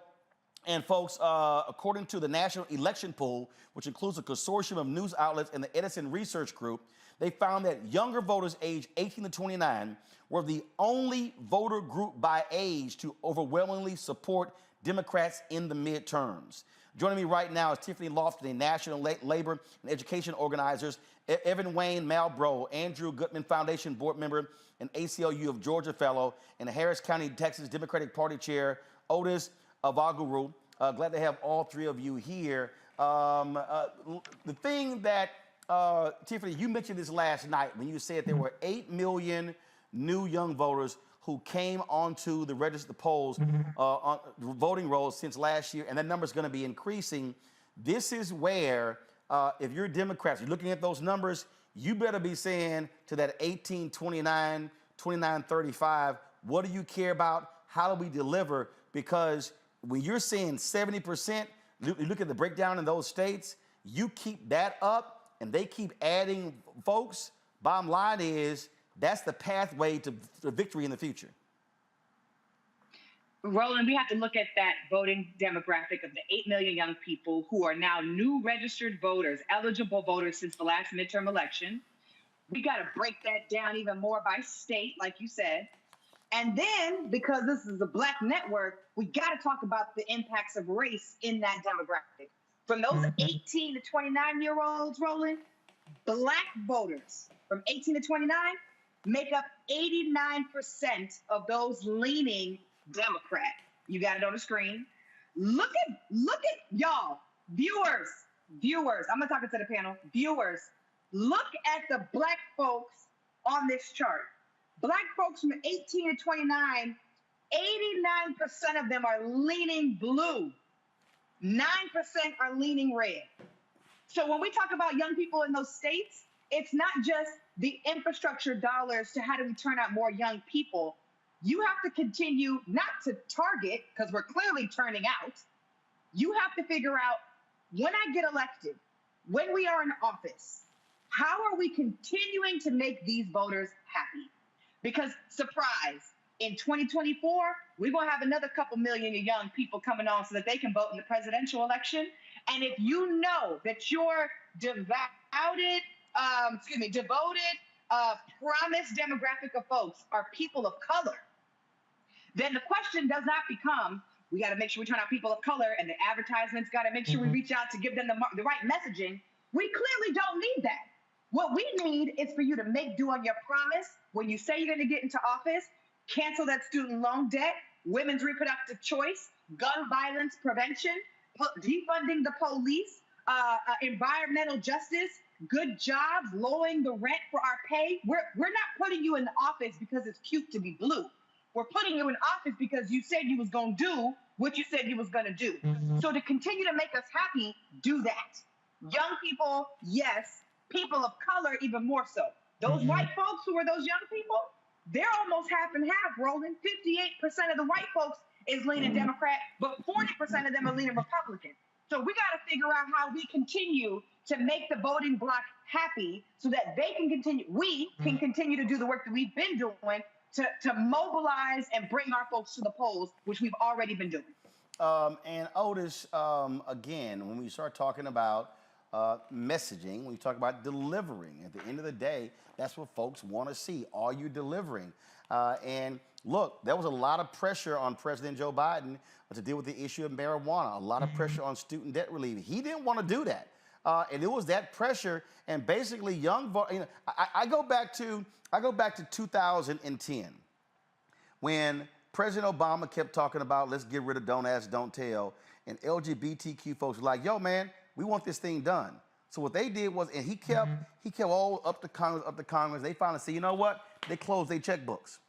They got a shellacking in 2010. The next damn month, Congress actually got rid of it, and then they opened the checkbooks up. They basically said, we ain't playing. Young voters were basically telling Biden, you don't do this, we ain't showing up in November. He was forced to take those actions, and that's why they responded. Your thoughts? Yeah, no, I totally agree, Roland, and thank you for having me on this show. It's been a long night here in Harris County, a long day last night, so I'm honored to be here. Yeah, absolutely. Young people didn't show up because they love Joe Biden. What they did was they showed up because our president, Congress, finally invested in our lives, and we finally felt seen and heard as young people. And if you want to see the same results, you have to keep doing that. You have to keep delivering on your promises. That's what's going to get young people out there. And the other thing that I also want to put out there as well, too, is that for young people, people like myself, relating to us is very important. Not just a positional standpoint, not just using your title to say, hey, look, I've done it, I've been there, I'm the president, I'm the deacon, I'm the CEO, but relate to me. Use our pop culture. One of the things that I thought was very interesting is that you see our Gen Z leaders using TikTok, using Snapchat, using what's available to them to reach other people in their influence as a circle. And then you saw Joe Biden getting on TikTok. You saw Congress people getting on TikTok. You were engaging people where they're at. One of the phrases I cannot stand the most is meeting people where you're at. I can meet you at McDonald's. I can meet you at Walmart. I can meet you at H-E-B down here in Texas. What you need to be doing is engaging me in these areas to make sure that I'm out there supporting the causes you're doing. So you've got to keep delivering on your promises to make sure young people are out to vote and making sure that we're staying voting. And then also the one thing that young people love to do is we love to play the game of telephone and the whisper campaign. We're going to tell our friends to go vote who are our ages because we know that you're delivering. And then when we're asking you and they're telling us, hey, well, my vote doesn't matter, here's what we can point to say, this is why your vote matters. And the forgiveness of student debt is a great starting point. We've got to make sure that we're tackling our climate change efforts. We've got to talk about reproductive rights. We've got to talk about environmental justice, continuing on that. And then we've also got to talk about the basic issues as well, too.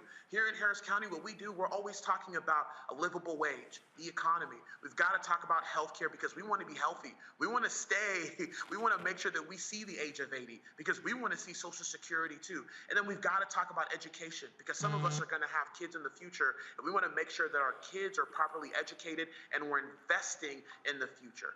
And so those are things that are super important to young people. And when we keep delivering on that, they're going to keep coming out and showing up and voting for Democrats up and down the ballot. Andrew, what also I think should be happening is, again, if you're young voters and young activists on organizations, now it's kind of like, okay, here's my list. This is what I want to see, because here's the deal now. Republicans are seeing these numbers. First of all, if they don't control the House yet, there's a slim pathway for Democrats to control the House. But if they control the House, they're going to have to contend likely with the Democratic Senate. And so bottom line is they got to negotiate. If I'm Democrats, I'm coming up with an agenda that is appealing to the 1835, and I'm daring Republicans to shut it down and then nail their asses in 2024. Andrew? I'm sorry, Evan. Evan, go ahead. I'm sorry. My bad. I'm so sorry. My bad. My bad. I read it wrong. Go ahead. Apologies. Absolutely. I think that young voters, I think what everybody in the political system needs to learn is that the idea of voting as a political identity, that's over, right? A lot of young people today are really voting for their own interest rather than, oh, I support this party or I support over this party. And they're really looking at the policies. If you look at a lot of young people with the advent of social media, with the push for young people to educate themselves, they're looking at the entire system, the entire ecosystems they live in, from economics to politics to the policies that come out of them coming together, and they're saying, this is what we want. So what we're seeing now is a prime time for young people to establish themselves as a constituency. And I think that's what we're going to see over the next few elections. How do we organize? How do we engage with the elected officials that are not just only our age, because we have our first Gen Z member in Congress, but also those that are older? The millennial generation and the Gen Z generation are poised to be the largest voter bloc. And what we're starting to see is they support things like a person's right to choose. They support LGBTQ rights. They support social services. And now the political system has to contend with that. And it's my hope, especially as a person who lives in Georgia and has always worked in Georgia, my hope is that we are starting to see the idea that young people don't vote and young people don't participate in the rear view. And we're starting to really see this new constituency come up and say, hey, we have stake in our communities. We hold the keys to both Washington and the state houses. And if you want to get access to these areas, you need to come to us. Rebecca, you were actually shaking your head when he said, look, they're not self-identifying, which means you can't, and we talked about that, you can't use the same playbook. And I keep saying the same thing for young black voters. They're not self-identifying like their grandparents and parents. Right. What's really interesting is that when we look especially at Generation Z versus the millennials, I know we had an argument last night of who is a millennial, who isn't a millennial. And when I think about Generation Z, they've watched millennials fight, take the streets, but they've also watched our elected officials not respond and do anything. And Generation Z is saying, you know what? If you're not going to do anything, we're going to do something about it. So I was thinking back to 2016 when I actually hired a young Max Frost to do some organizing in Florida. And then to see him now, that's a great example of, hey, I sat back, I worked for other people, I watched y'all, I asked and I begged on different issues. You all didn't do anything about it, so guess what? We're coming now. We're going to do something about it. So it's going to be really interesting watching Max Frost and the future Max Frost when they take power and what it is that they're going to do to move this country forward. Questions for our young voter panel from the other panelists. Amakongo, what you got? Well, first of all, thank all three of you for the work that you're doing. And Tiffany, quite honestly, last night, we were giving you so many amens and just everything you were saying on the panel. Just thanks for bringing that fire. The question I have is for you. I'm assuming that part of the reason that many of our young people are out there getting out to vote is because there's been more engagement from those within the hip-hop community. And given your work with the Hip-Hop Caucus and all of the work you've been doing before, can you speak to that? Because we always hear so much negativity about those in the hip-hop world aren't doing enough, they don't care. What are you seeing? I mean, thank you for the question. I don't know if everybody else knows this, but he used to be my hot Pilates teacher, so it's good to be on a panel with you, brother. We missed you. Literally, that's how I know him. So let me say this. The panelists and my co-panelists have talked about how politics have become more personal and how we are not talking about political party affiliation.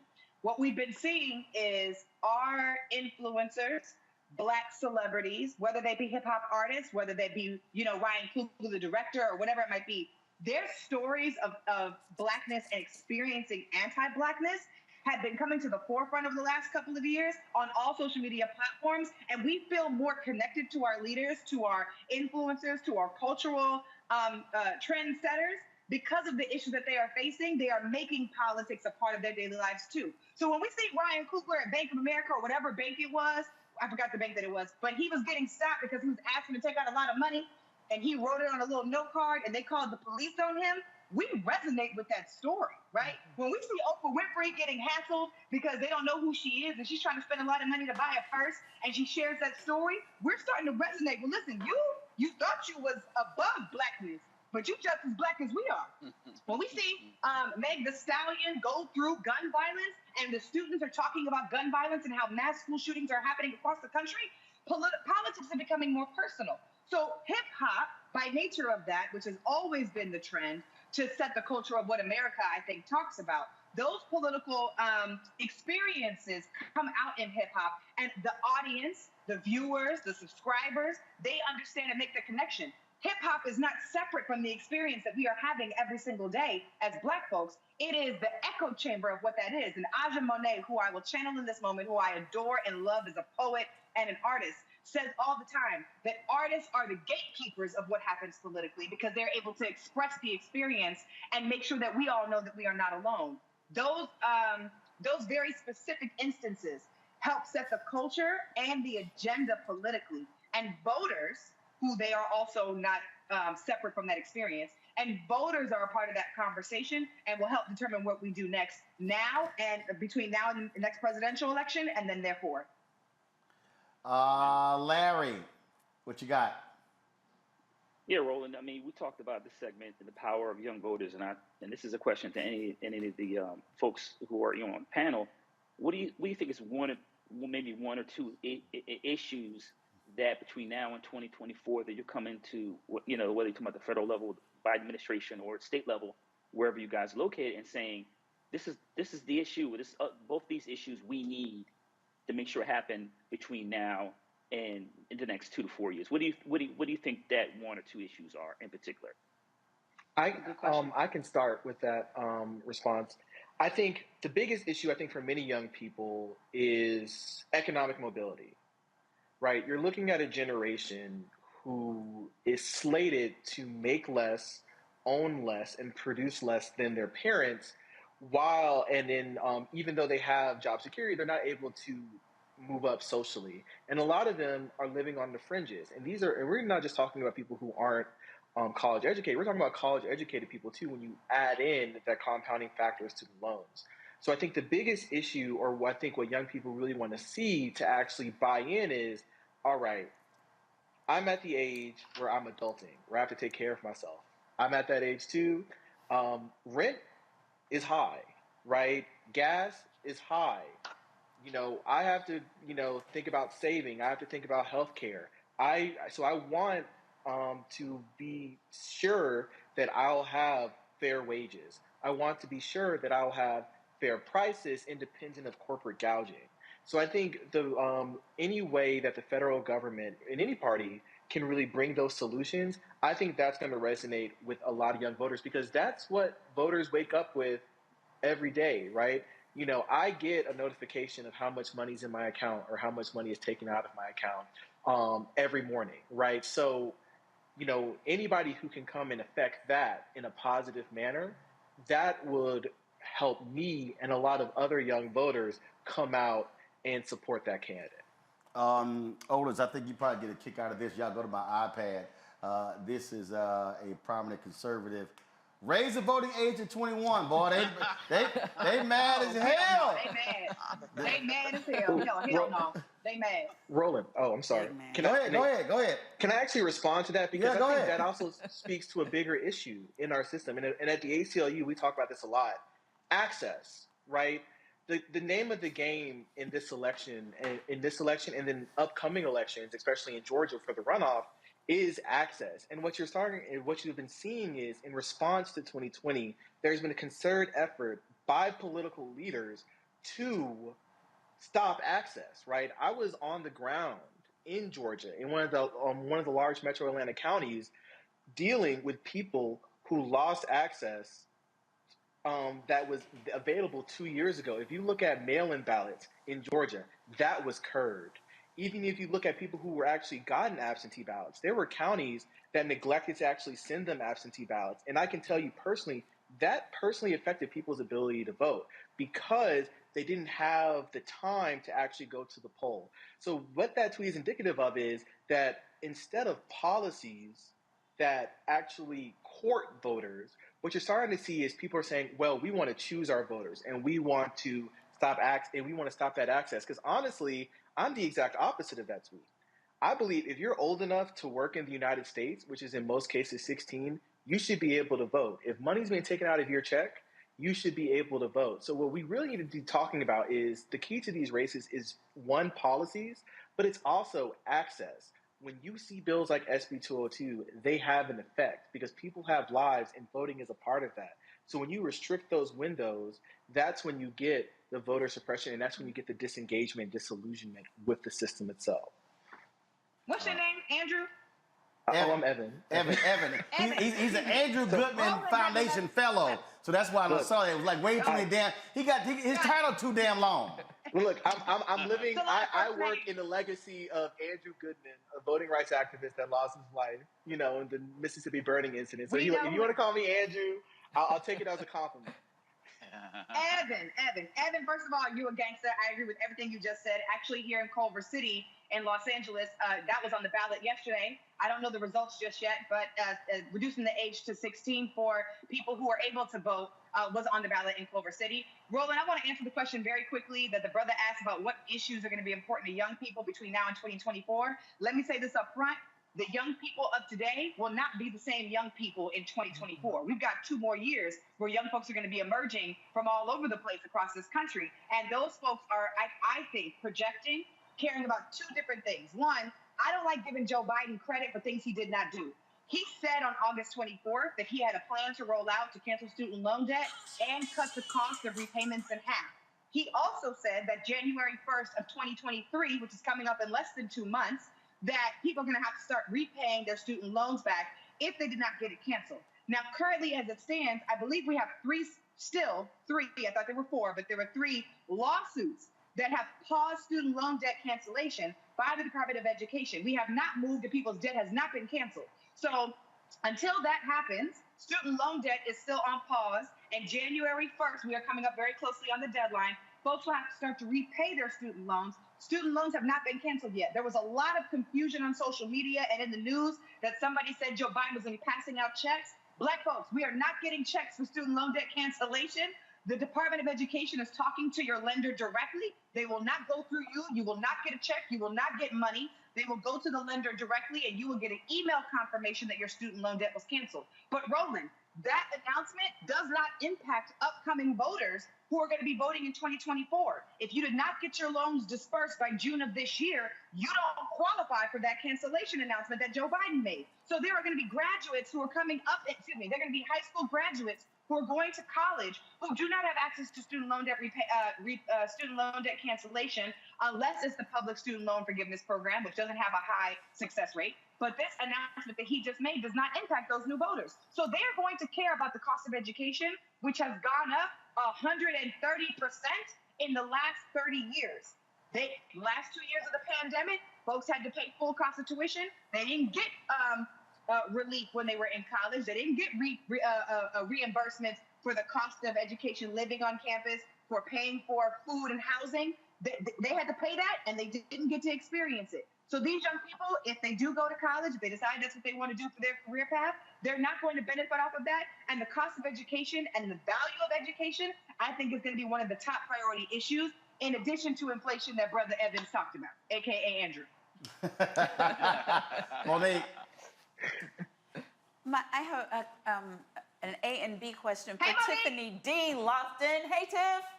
Hey, sis. So first, on y'all the chart, being real black. on the Y'all being real black. Like real damn black. Roland, when you have Ida B. Wells and Harry Belafonte and James Baldwin in the back, you don't get to make fun of us for being this black on the show. Yeah. Hey, Monique. Hey, Tiffany. I'm just saying. Go ahead. So on the chart, what the 1% that's by the 18 to 29 group, I don't know if they can put it back up. I'm wondering if that's 1% of of what number, of what group, and how many people that is for Black 18 to 20?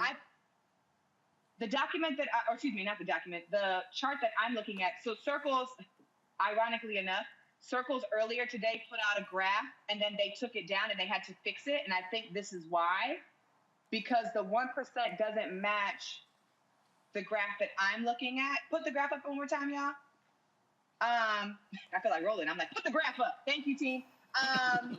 Yeah, 18 to 29-year-olds, 89% and the 9%. Monique, I don't know what that 1% means because it doesn't match the graph that we see. I'm guessing that's out of the total of voters. If I'm just trying to do the math on all that, on all of the categories. But the reason why I asked the question is because I am wondering for voters in that age range, who are their natural alliances, coalitions, partners who they can pair with if they are small in number, though growing, larger numbers are coming into the voting population. It seems to me that in order for the things that age group really care about to come to the forefront, they need partners that have more power. What alliances are you all currently involved in, and in what ways can those of us who are not in that group help? That's a great question. I'm not in that group. I'm considered not a young person. I'm 33. So You're a young person leader, though. I am. You lead the young people. No, yes. no, absolutely. But I wonder if the other two gentlemen on the panel haven't answered that before I jump in, because as I understand it, those folks under the age of 29. Okay, Tiffany, you're right, Monique. They have to form an alliance. Tiffany, why don't you just answer first? We're gonna go to them too. So go ahead, go. I don't know if I have an answer for that, because as a 33-year-old person, I know my alliances. I mean, I don't know, Monique, if you saw the show last night, I didn't have too many alliances with the Black women that was on the panel last night about women's reproductive choice. So I don't even know if I got the right answer. That was I didn't have no alliances. Dr. Carr had my back, but other than that, I wonder what Evan and Andrew think. Otis? Yeah, I think there's a lot of coalitions that we can draw from, particularly young. And I actually think to answer your question, I think we have to start younger too, start in high school. Here in Texas, that's what we're all about, particularly here in Houston, starting in high school with those coalitions. We like to talk about the Brown and Black coalition down here in Houston. I'm sure in other places as well too. We like to think about coalitions that are on your college campuses, whether we have I know we have Black Lives Matter chapter in the University of Houston, Texas Southern here in Houston, and I always make things very local because it's so important to me. And then also talking about LGBTQIA rights and those folks, Stonewall, getting involved in those young coalitions as well too. So there's a myriad of coalitions to really get plugged in, but I think before you start getting into coalitions, we need to identify the age range and where we're starting, because here, like in Texas, we always struggle with building a bench. And that coalition is super important to start young and early in high school, and then making your way through college, or whether you're going to community college, or you're going through trade school, or whatever you're going to do post-high school life, getting plugged in with those coalitions and starting off there in that high school range is really important for us. So there's a myriad of coalitions to start off in, and you just got to pick which one you want. That's Evan? A good answer. Yeah, I can add. I think there's two types of things that bring coalitions together. I think the first one and the strongest one is direct service, right? Coalitions that are working on direct actions in the community where voting is just an aspect. Two examples of that, I would say reproductive care providers. Those are great places to build coalitions because the laws affect their ability to serve that community. That's a service. So instead of voting for an idea, instead of voting for a promise, you're voting for a service that you believe your community needs. And another example of that is union. If you look at union numbers, our generation is creating a resurgence in people who have union membership, right?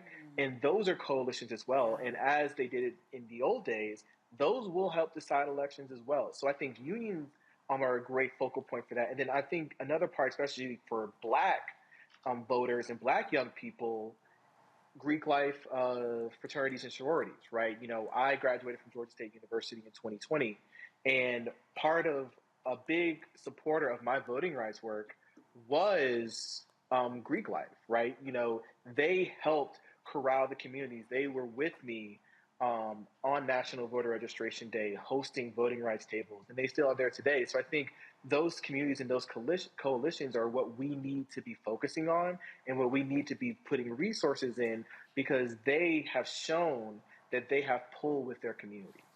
I mean, that led to, can I do my follow-up question? Thank you. So, I got another damn guest, and I'm trying to go home and get some. I'm trying to go home and get some sleep. Girl, hurry up.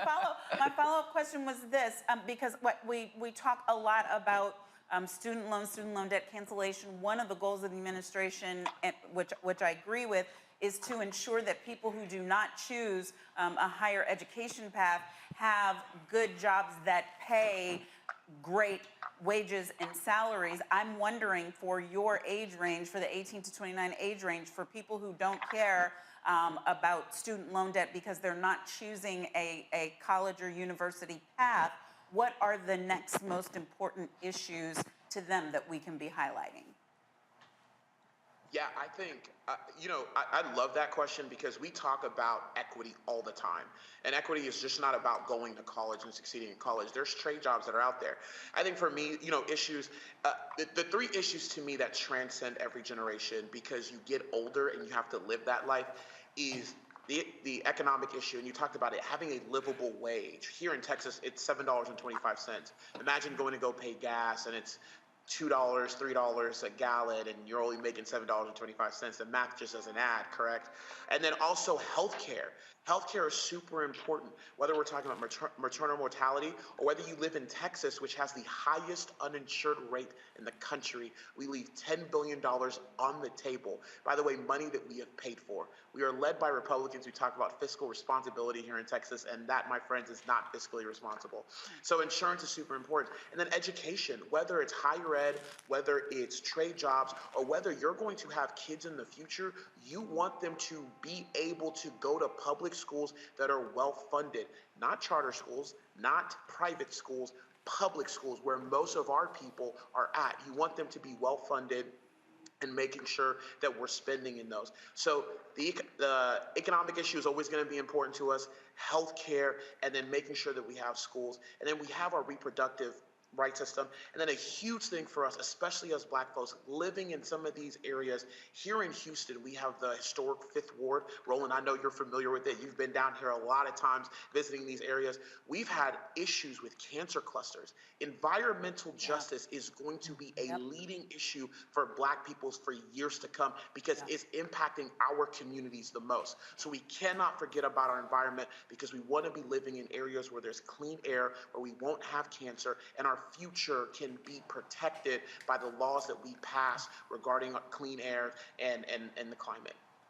Thank you. All right then. Otis, Evan, Tiffany, I certainly appreciate y'all on the show. Thanks a lot. Thanks for having me. All right, folks, got to go to a break. We come back, we'll talk with my man Isaac Hayes III, the founder of Fanbase. Facebook is laying off 11,000 people. They sent an email out. Twitter just laid off, of course, half their workforce. Should we also be focusing as Black folks on building a multi-billion-dollar Black-owned social media app like Fanbase? Yeah, I think so. We should. So we'll be talking to him next on the show. Folks, don't forget to download the Black Start Network app.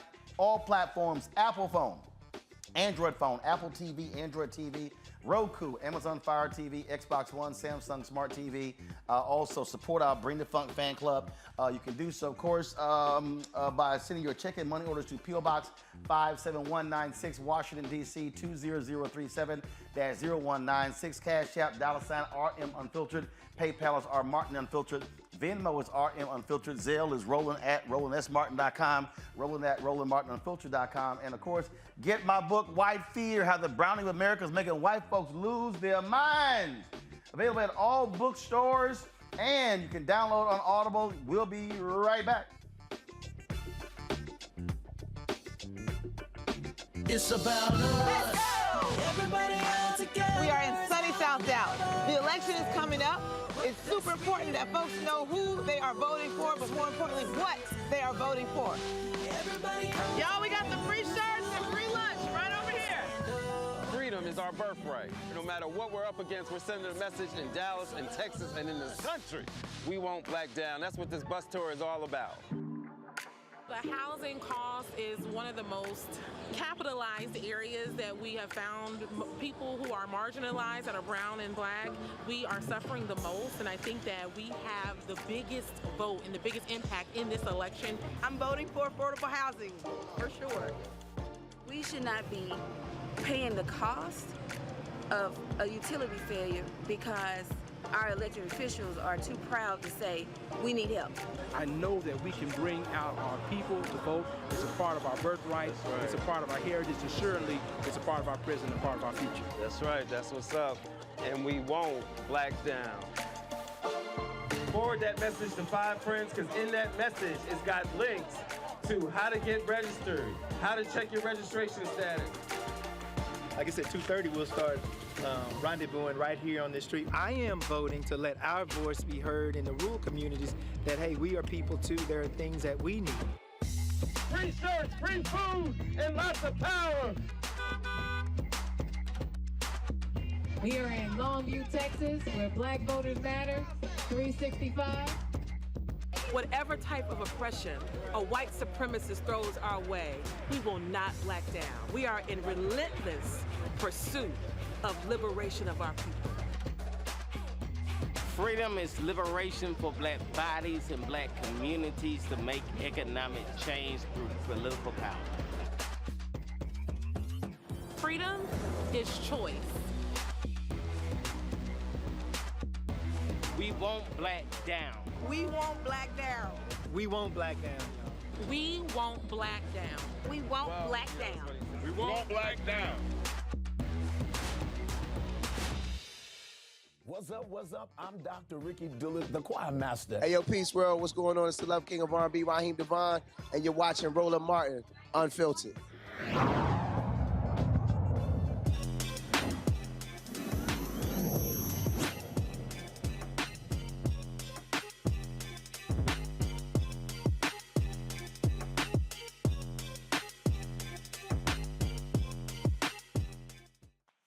All right, Elon Musk laid out, half of the folks at Twitter, he was so dumb that he had to actually hire some of the people back because they kind of needed them. Facebook announced they're laying out 13% of their workforce, some 11,000 people, because of declining digital advertising revenue. A lot of people are pissed off because they informed them by email they were getting laid off. What the hell is going on in the tech sector? Isaac Hayes III, who is the founder of the social media app Fanbase. Every one of y'all should have that app downloaded. Joins us right now. Isaac, glad to have you. First up, before we start, what's the status of your crowdfund campaign? We or are the raise? at $950,000 raised on startengine.com. So this is the final round to invest in Fanbase. If you want to invest, go to startengine.com/Fanbase right now and invest. We're going to 2.5 million. We're almost at 1 million, and this is the last time I'm doing this before Series A. So the minimum to invest is $245. You can own a part of a tech startup, that Fanbase that is actually growing, and you see all these other ones on shaky ground. So a shift is about to happen. It's better to actually own part of a platform that you're using as well. So we'd love to have you over at Fanbase. And the people need to understand, when you invest this early, your payoff is larger if the company goes public or gets sold. Oh, absolutely. This is still the seed stage of a company. So we're valued at $85 million. When you think about companies like ByteDance, which is TikTok's parent company, they're worth like $300 billion, $350 billion. So the growth potential is massive, especially that I feel like some of these platforms are about to collapse by way of advertising. So I really wanted to offer the opportunity for the users to have a chance to invest and own part of a startup. And so we've been successful. This is our third campaign. We've raised a little over $7 million, and this is the last time I'm doing this, Roland, so you know what it is. But I really want people to have a chance to own part of these startups. Folks, get in where you fit in. And yes, I am an investor in Fanbase. I know I still got to get my T-shirt so we can rock it. But I am an investor. Folks, and again, this is a perfect example. We spend money all the time on all kind of different stuff. And so if you want to bypass, look, this is my suggestion right now, and you don't have to do this here, but y'all out here looking at buying Christmas gifts and stuff, I would rather buy somebody a stake in Fanbase and say, here's your Christmas gift, because that could be the Christmas gift that rewards them every single year versus a pair of shoes or a handbag or some Louboutins or something along those lines. You know what I call those? We call those stocking stuffers. You get it?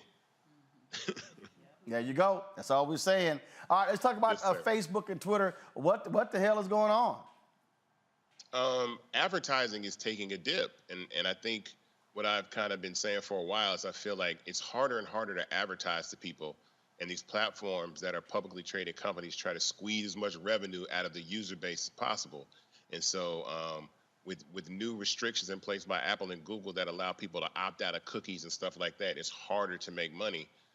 Actually, YouTube is going to see a $700 million decrease in ad revenue this year. And then I think this is the second year in a row that I think Facebook is going to see a dip in their revenue as well. So it's going to be harder and harder to advertise to people. That's why I say subscriptions are the way of the future.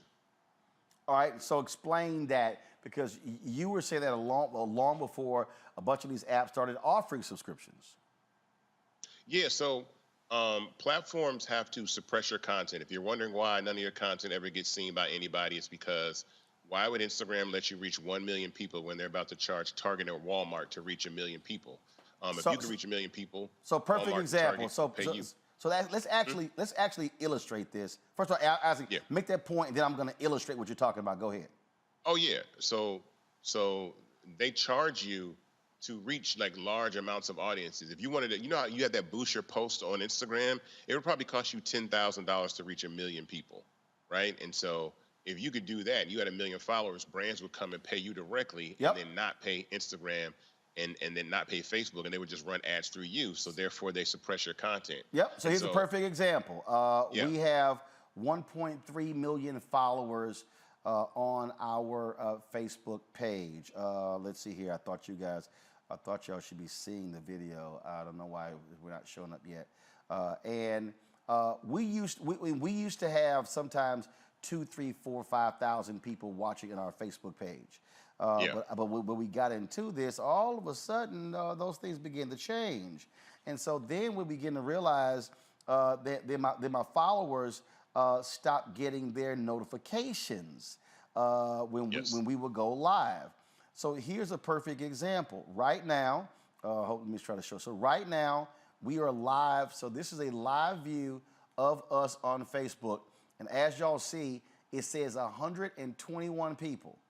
Now, Isaac, anybody with common sense knows you cannot have 1.3 million followers and you trying to convince me only 121 people want to watch the content on Facebook. And then I've had 2 Facebook executives tell me, oh, there's a glitch in our system.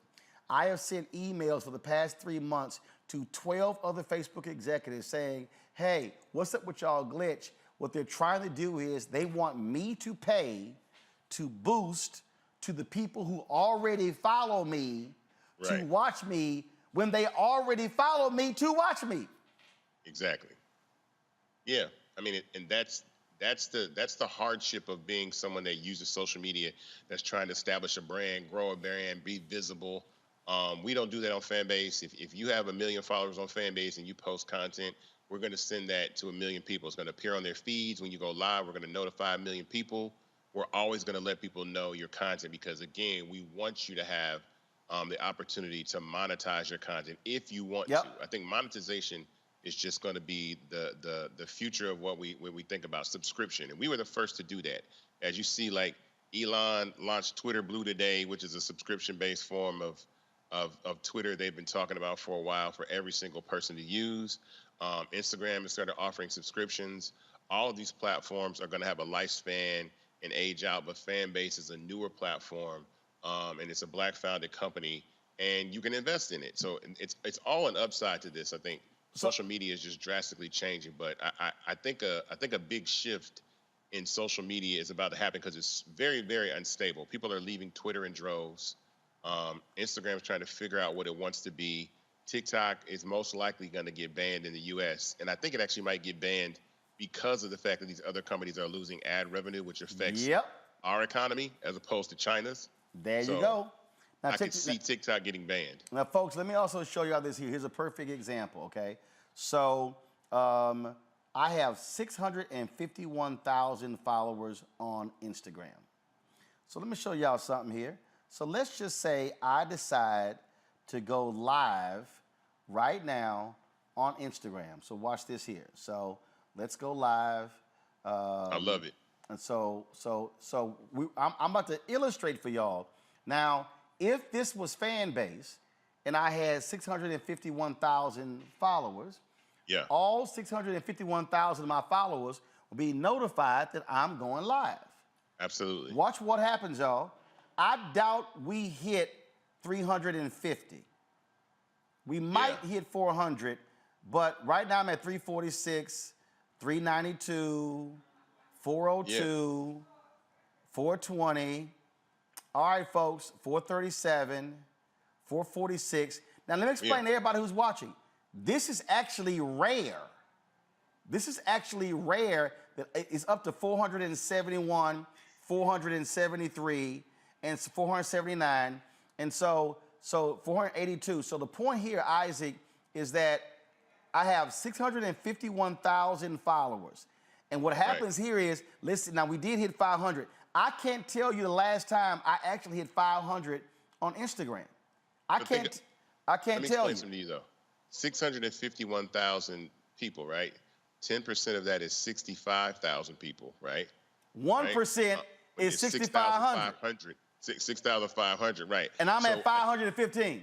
A tenth of a percent. So a tenth of a percent of the people that are following you are seeing your live, which is ridiculous. Like, why even be on a platform if they're not going to notify? If 650,000, they did not just send out 650,000 notifications that you were live. So people, so Isaac, okay, for all you people who watch on Instagram, we're actually live on the show right now. So y'all should be watching Roland Martin Unfiltered. So get your ass over to the Black Star Network app and watch Roland Martin Unfiltered and not here. But so this is an exercise. We're actually live on the show. So I'm trying to explain this. Tell them to download Fanbase. Oh, well, yeah, you should be also downloading Fanbase. Go over to Fanbase, download Fanbase as well. And in fact, here's what I'm actually do. After we finish with this exercise right here, I'm about to log. So everybody, it's 522 y'all watching. I'm about to log off on Instagram. Then I'm gonna go live to show you the live feed on Fanbase while I'm live on my show, so y'all can understand what's going on. So go to Fanbase, follow me, Roland S. Martin, and already we see right here, Isaac, we had a high of 520, and now it's going to 473, 470. Now it's going down, and so we didn't even reach even half of a percent of the following. They, to your point, they don't want an advertiser coming to me to reach that, because here's the deal. We talk about 651,000. If I'm able to reach 651,000, that's actually more people who watch a show on CNN. Right, exactly. So Instagram wants them to get paid, not me. Exactly. So they're not gonna let you reach like Kim Kardashian has 300 million followers. If she could get 300 million people to pull up, she could charge $21 million for a 30-second post. Boom. Well, perfect example. I've seen. I was telling somebody the other night, Cardi B. She went live one night, had 90,000 people. Cardi B's got like 150 million. So a person's like, oh my God, she got 90,000. Yeah, but she got 150 million followers, or like 142 million followers. That 90,000 ain't nothing. And so that's but what they're doing is they're gaming this whole thing. They're gaming this whole thing on our ego. I've got 651,000 followers. Ooh, I posted this shit. I got 18,000 likes. They're feeding on this, your ego, and you're making them money. And you know what that does? They have more content. If you notice, they start running in-stream ads on Facebook and Instagram because they really want you to use Reels. And the reason why is because the more short videos they have, the more ads they can run in between those shorter videos to make more money. Yep. So that's the whole play. Absolutely. Let's do this here. I'm going to click over to Fanbase. Okay, hold on, let me tell people. Everybody on Instagram, go to Fanbase. I'm about to go live on Fanbase. Let's see if we can hit 500 people live on Fanbase. Go right now. Okay, so I'm logging off, all right? Okay, so questions from the panel. Questions from the panel, and I'm going to pull up Fanbase while this is happening. Rebecca, you first. What you got for Isaac? So I'm looking in the chat. There are a few questions. So how can people get Fanbase? Where do they go? And then one of the questions they're asking, what is the user experience like? Is it like Tumblr? Is it like other social media platforms that we're already familiar with? All right, so here, while Isaac answers that, y'all switch to my phone view because I'm actually on Fanbase and I'm about to. So while Isaac, give me a split screen. Give me a split screen. Put me in one, put Isaac in the other. And so while Isaac is talking, I'm going to actually be clicking and going through. So Isaac, I'm on the app, and so I'm on my on my home page. And so if I wanted now, so if I click that button, if I click the no, guys, I don't want. Yeah, thank you. I don't want me. I want my phone in the other screen. I don't want me. Okay, so okay, so just go ahead and just don't try to size it up, right? Just put it in. Don't worry about it. I got this. I know what I'm doing. Okay. So let me. I hit the plus button, and what comes up is post, story, live, flicks, audio, and then plus. Yeah. You can go live. So tap the live button and go live. So I can add a title, live on RMU and Fanbase with. Hold up. I can do. And while you talk about that, we're in 180 countries worldwide. It's on iOS and Android, so you can just download Fanbase like right away. It's not really hard to do.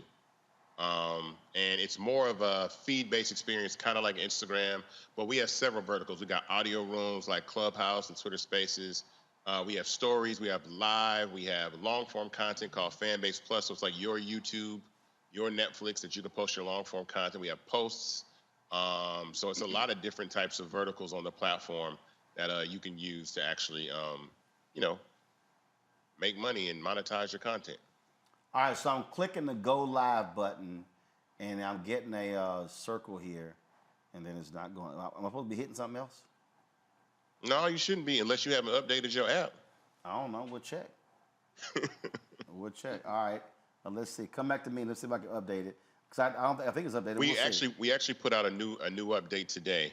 Okay, there you go. I was asleep because I was up all night last night. So the cool update we put out today though is actually you can actually take YouTube links and put them behind paywalls. So now for podcasters that want to have the ability to be able to monetize their podcasts, they can do that. They can put those podcasts behind paywalls.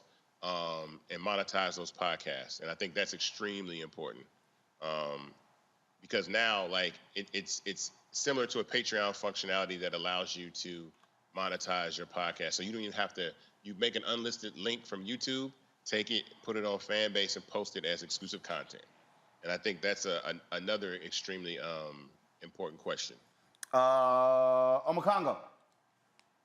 So, first of all, I think this is awesome, and I'm definitely looking into this investing thing. I'm not looking into it. I know I'm going to be doing that. So thank you for sharing that with us. One of the questions I was hoping you could speak to is, what do you think are the dangers for us in the United States of having some of our largest social media platforms be owned by people who are not from the United States? Obviously, we talked about TikTok in China, but now with Twitter and Musk, being from South Africa, not being fully, invested in this country, what are some of the dangers or concerns we should have? Well, I mean, both of those are now private companies, right? ByteDance is a privately held company, and now Elon has taken Twitter private. So it's really their domain to do with whatever they want to do. I mean, Fanbase is a private company as well, and they're upsides and downsides to being a private company.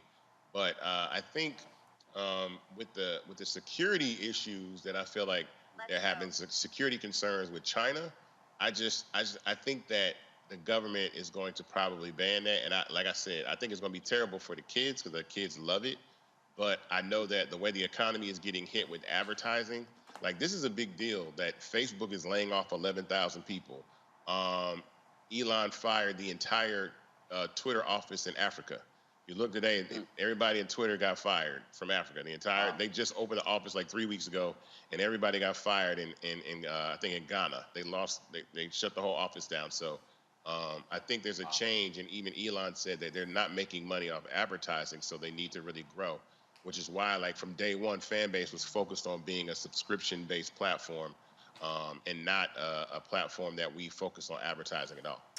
One of the folks, I'm actually live on Fanbase, so y'all can actually click to that now. So we're actually live on it, and it's notifying people. So one of the things that you said again when you're talking about a fan base, people keep asking, does it cost? Because they hear you say subscription. It's free to download Fanbase. Yes. And so what are you, when you say subscriptions, what are you paying for? Like, for instance, explain that heart we see up there, that heart. So Fanbase, you can like content and you can love content. When you love content, you give the creator half a penny, and those loves add up. And I think that's extremely important because now you're monetizing your content in a way that allows you to make money. Because again, I think putting people in the position to be able to monetize their content is the future. This is what I say right now. There's 7.5 billion people on the planet with a smartphone, right? Every one of those smartphones to use apps has to be connected to a bank account, has to have a debit card or a bank account. So there's nothing between you and 7.5 billion people subscribing to you, if you so choose, by the click of a couple buttons, a face scan or a fingerprint, and people can subscribe to you. And I think that's extremely important.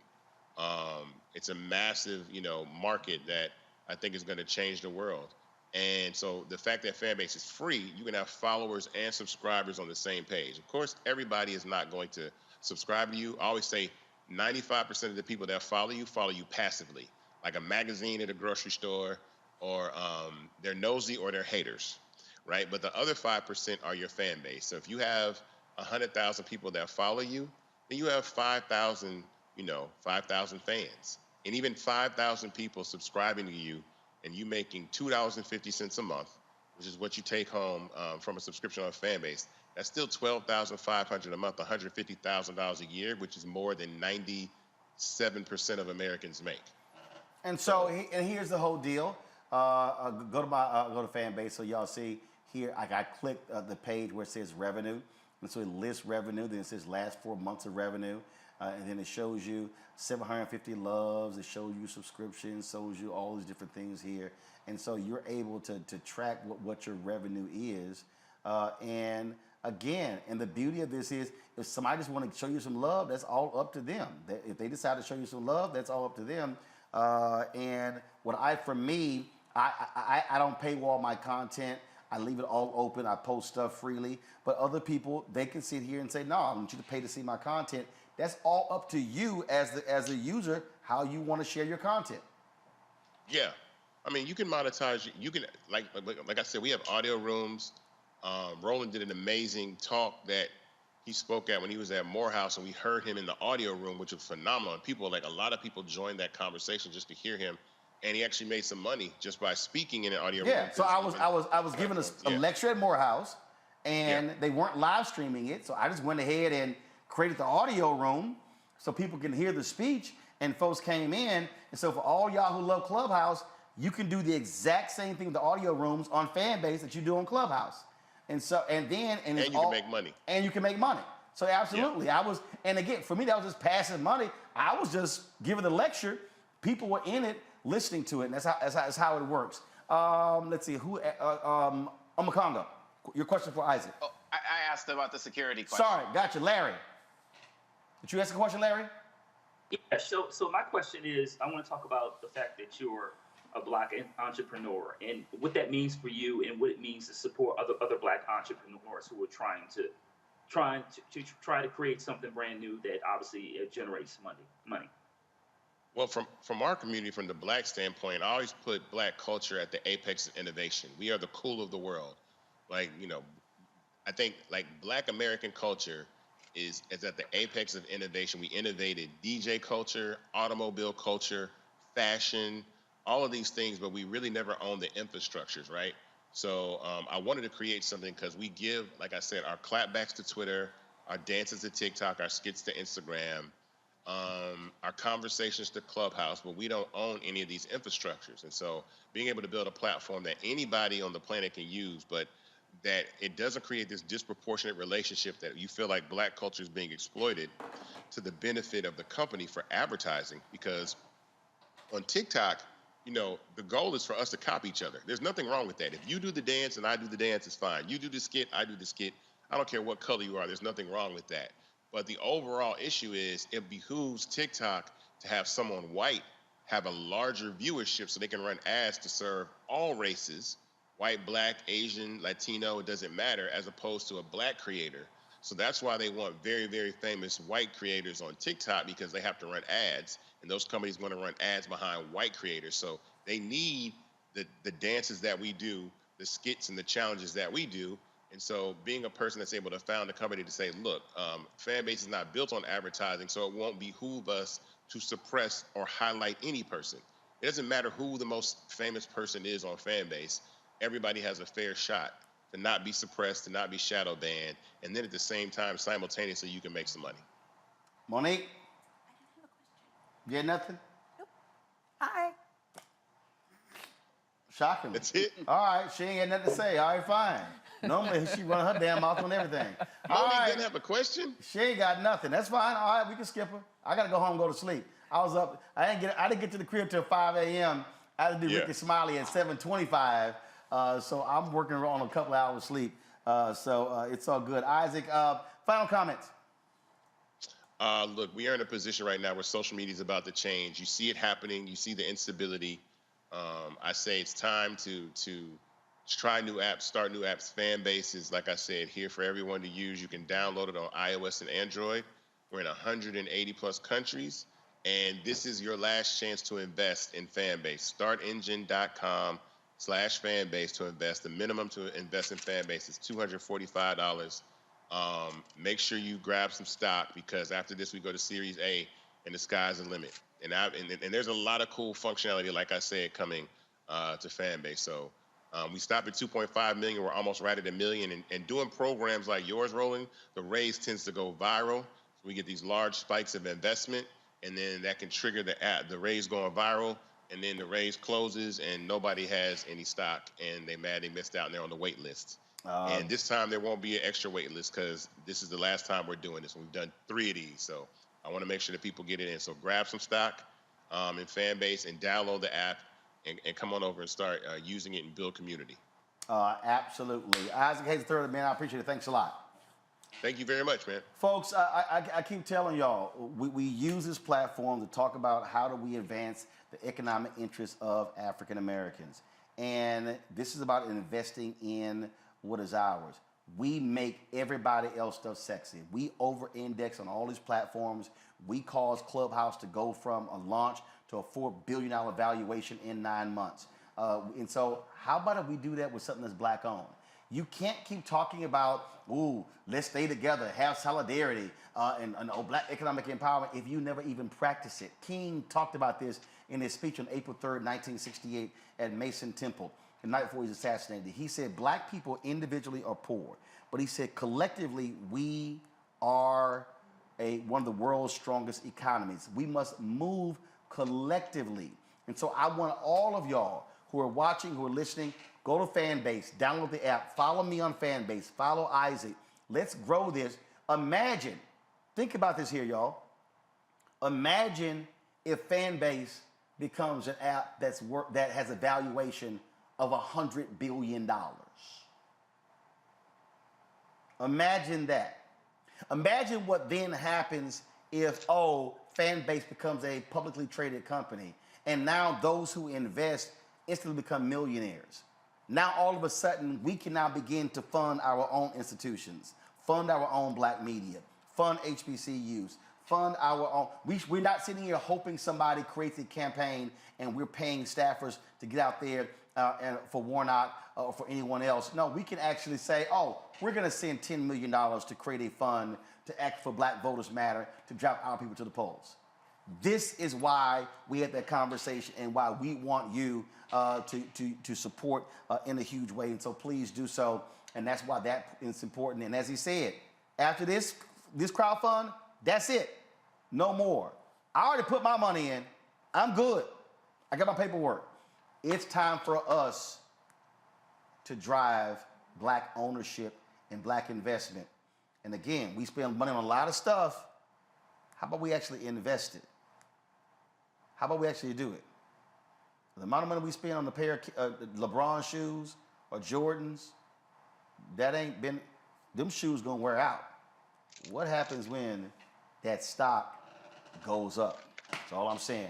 Omakongo, Larry, I appreciate y'all coming back after last night. Same for Monique, same for Rebecca. Thank you so very much. Great conversation. I see all y'all comments. Give me a wide shot. Folks are like, y'all love it. Y'all loving the set look. That's why we had this built. Shout out to my frat brother, who was the assistant design professor at Howard University, who built this. He said, I want to contribute to the show. He built it at cost. He's built Hollywood sets. So that's why we did that. And then actually it was us in Georgia. We were in Georgia for the Warnock campaign. What happened, we did the show from an Airbnb. And what happened was, so we sitting here and we were shooting something else. And we were like, what the hell are we doing?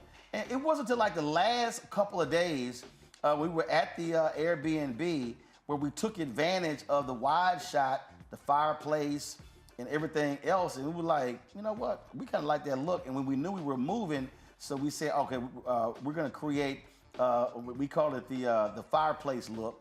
And so that's what we did. And that's why that's an electric fireplace right there. And it actually does send out heat.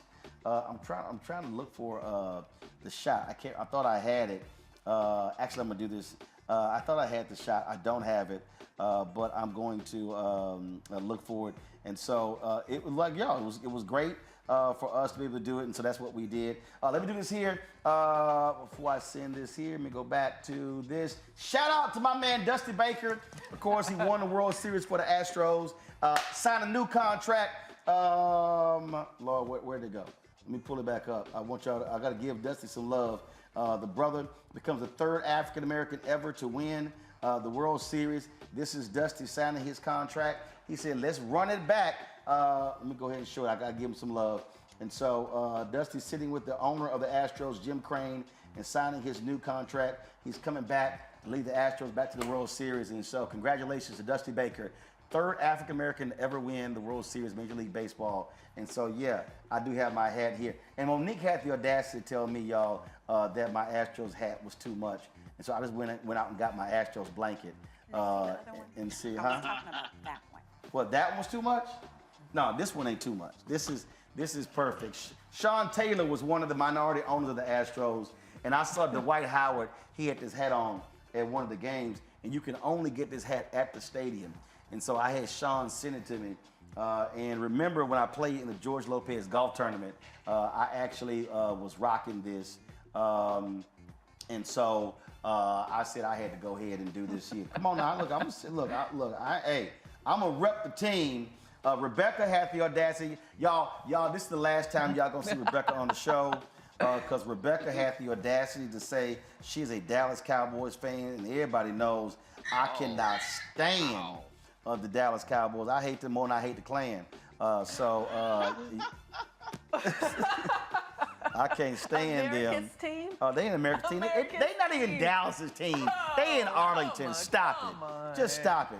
All right, I'm going to end this with Tiffany Cross. I told y'all how Tiffany always supports. So Tiffany sent me this video, y'all, when her Roland Martin Unfiltered sweatshirt came in. And you can actually, if you go to the website, You said Tiffany Cross. Okay, what up, Tiffany? One of them Tiffany's. So Tiffany Lofton sent me this video when her RMU sweatshirt came in. So I'm just gonna end the show with this one here. I'm gonna see y'all tomorrow. Holla! Take it away, Tiffany.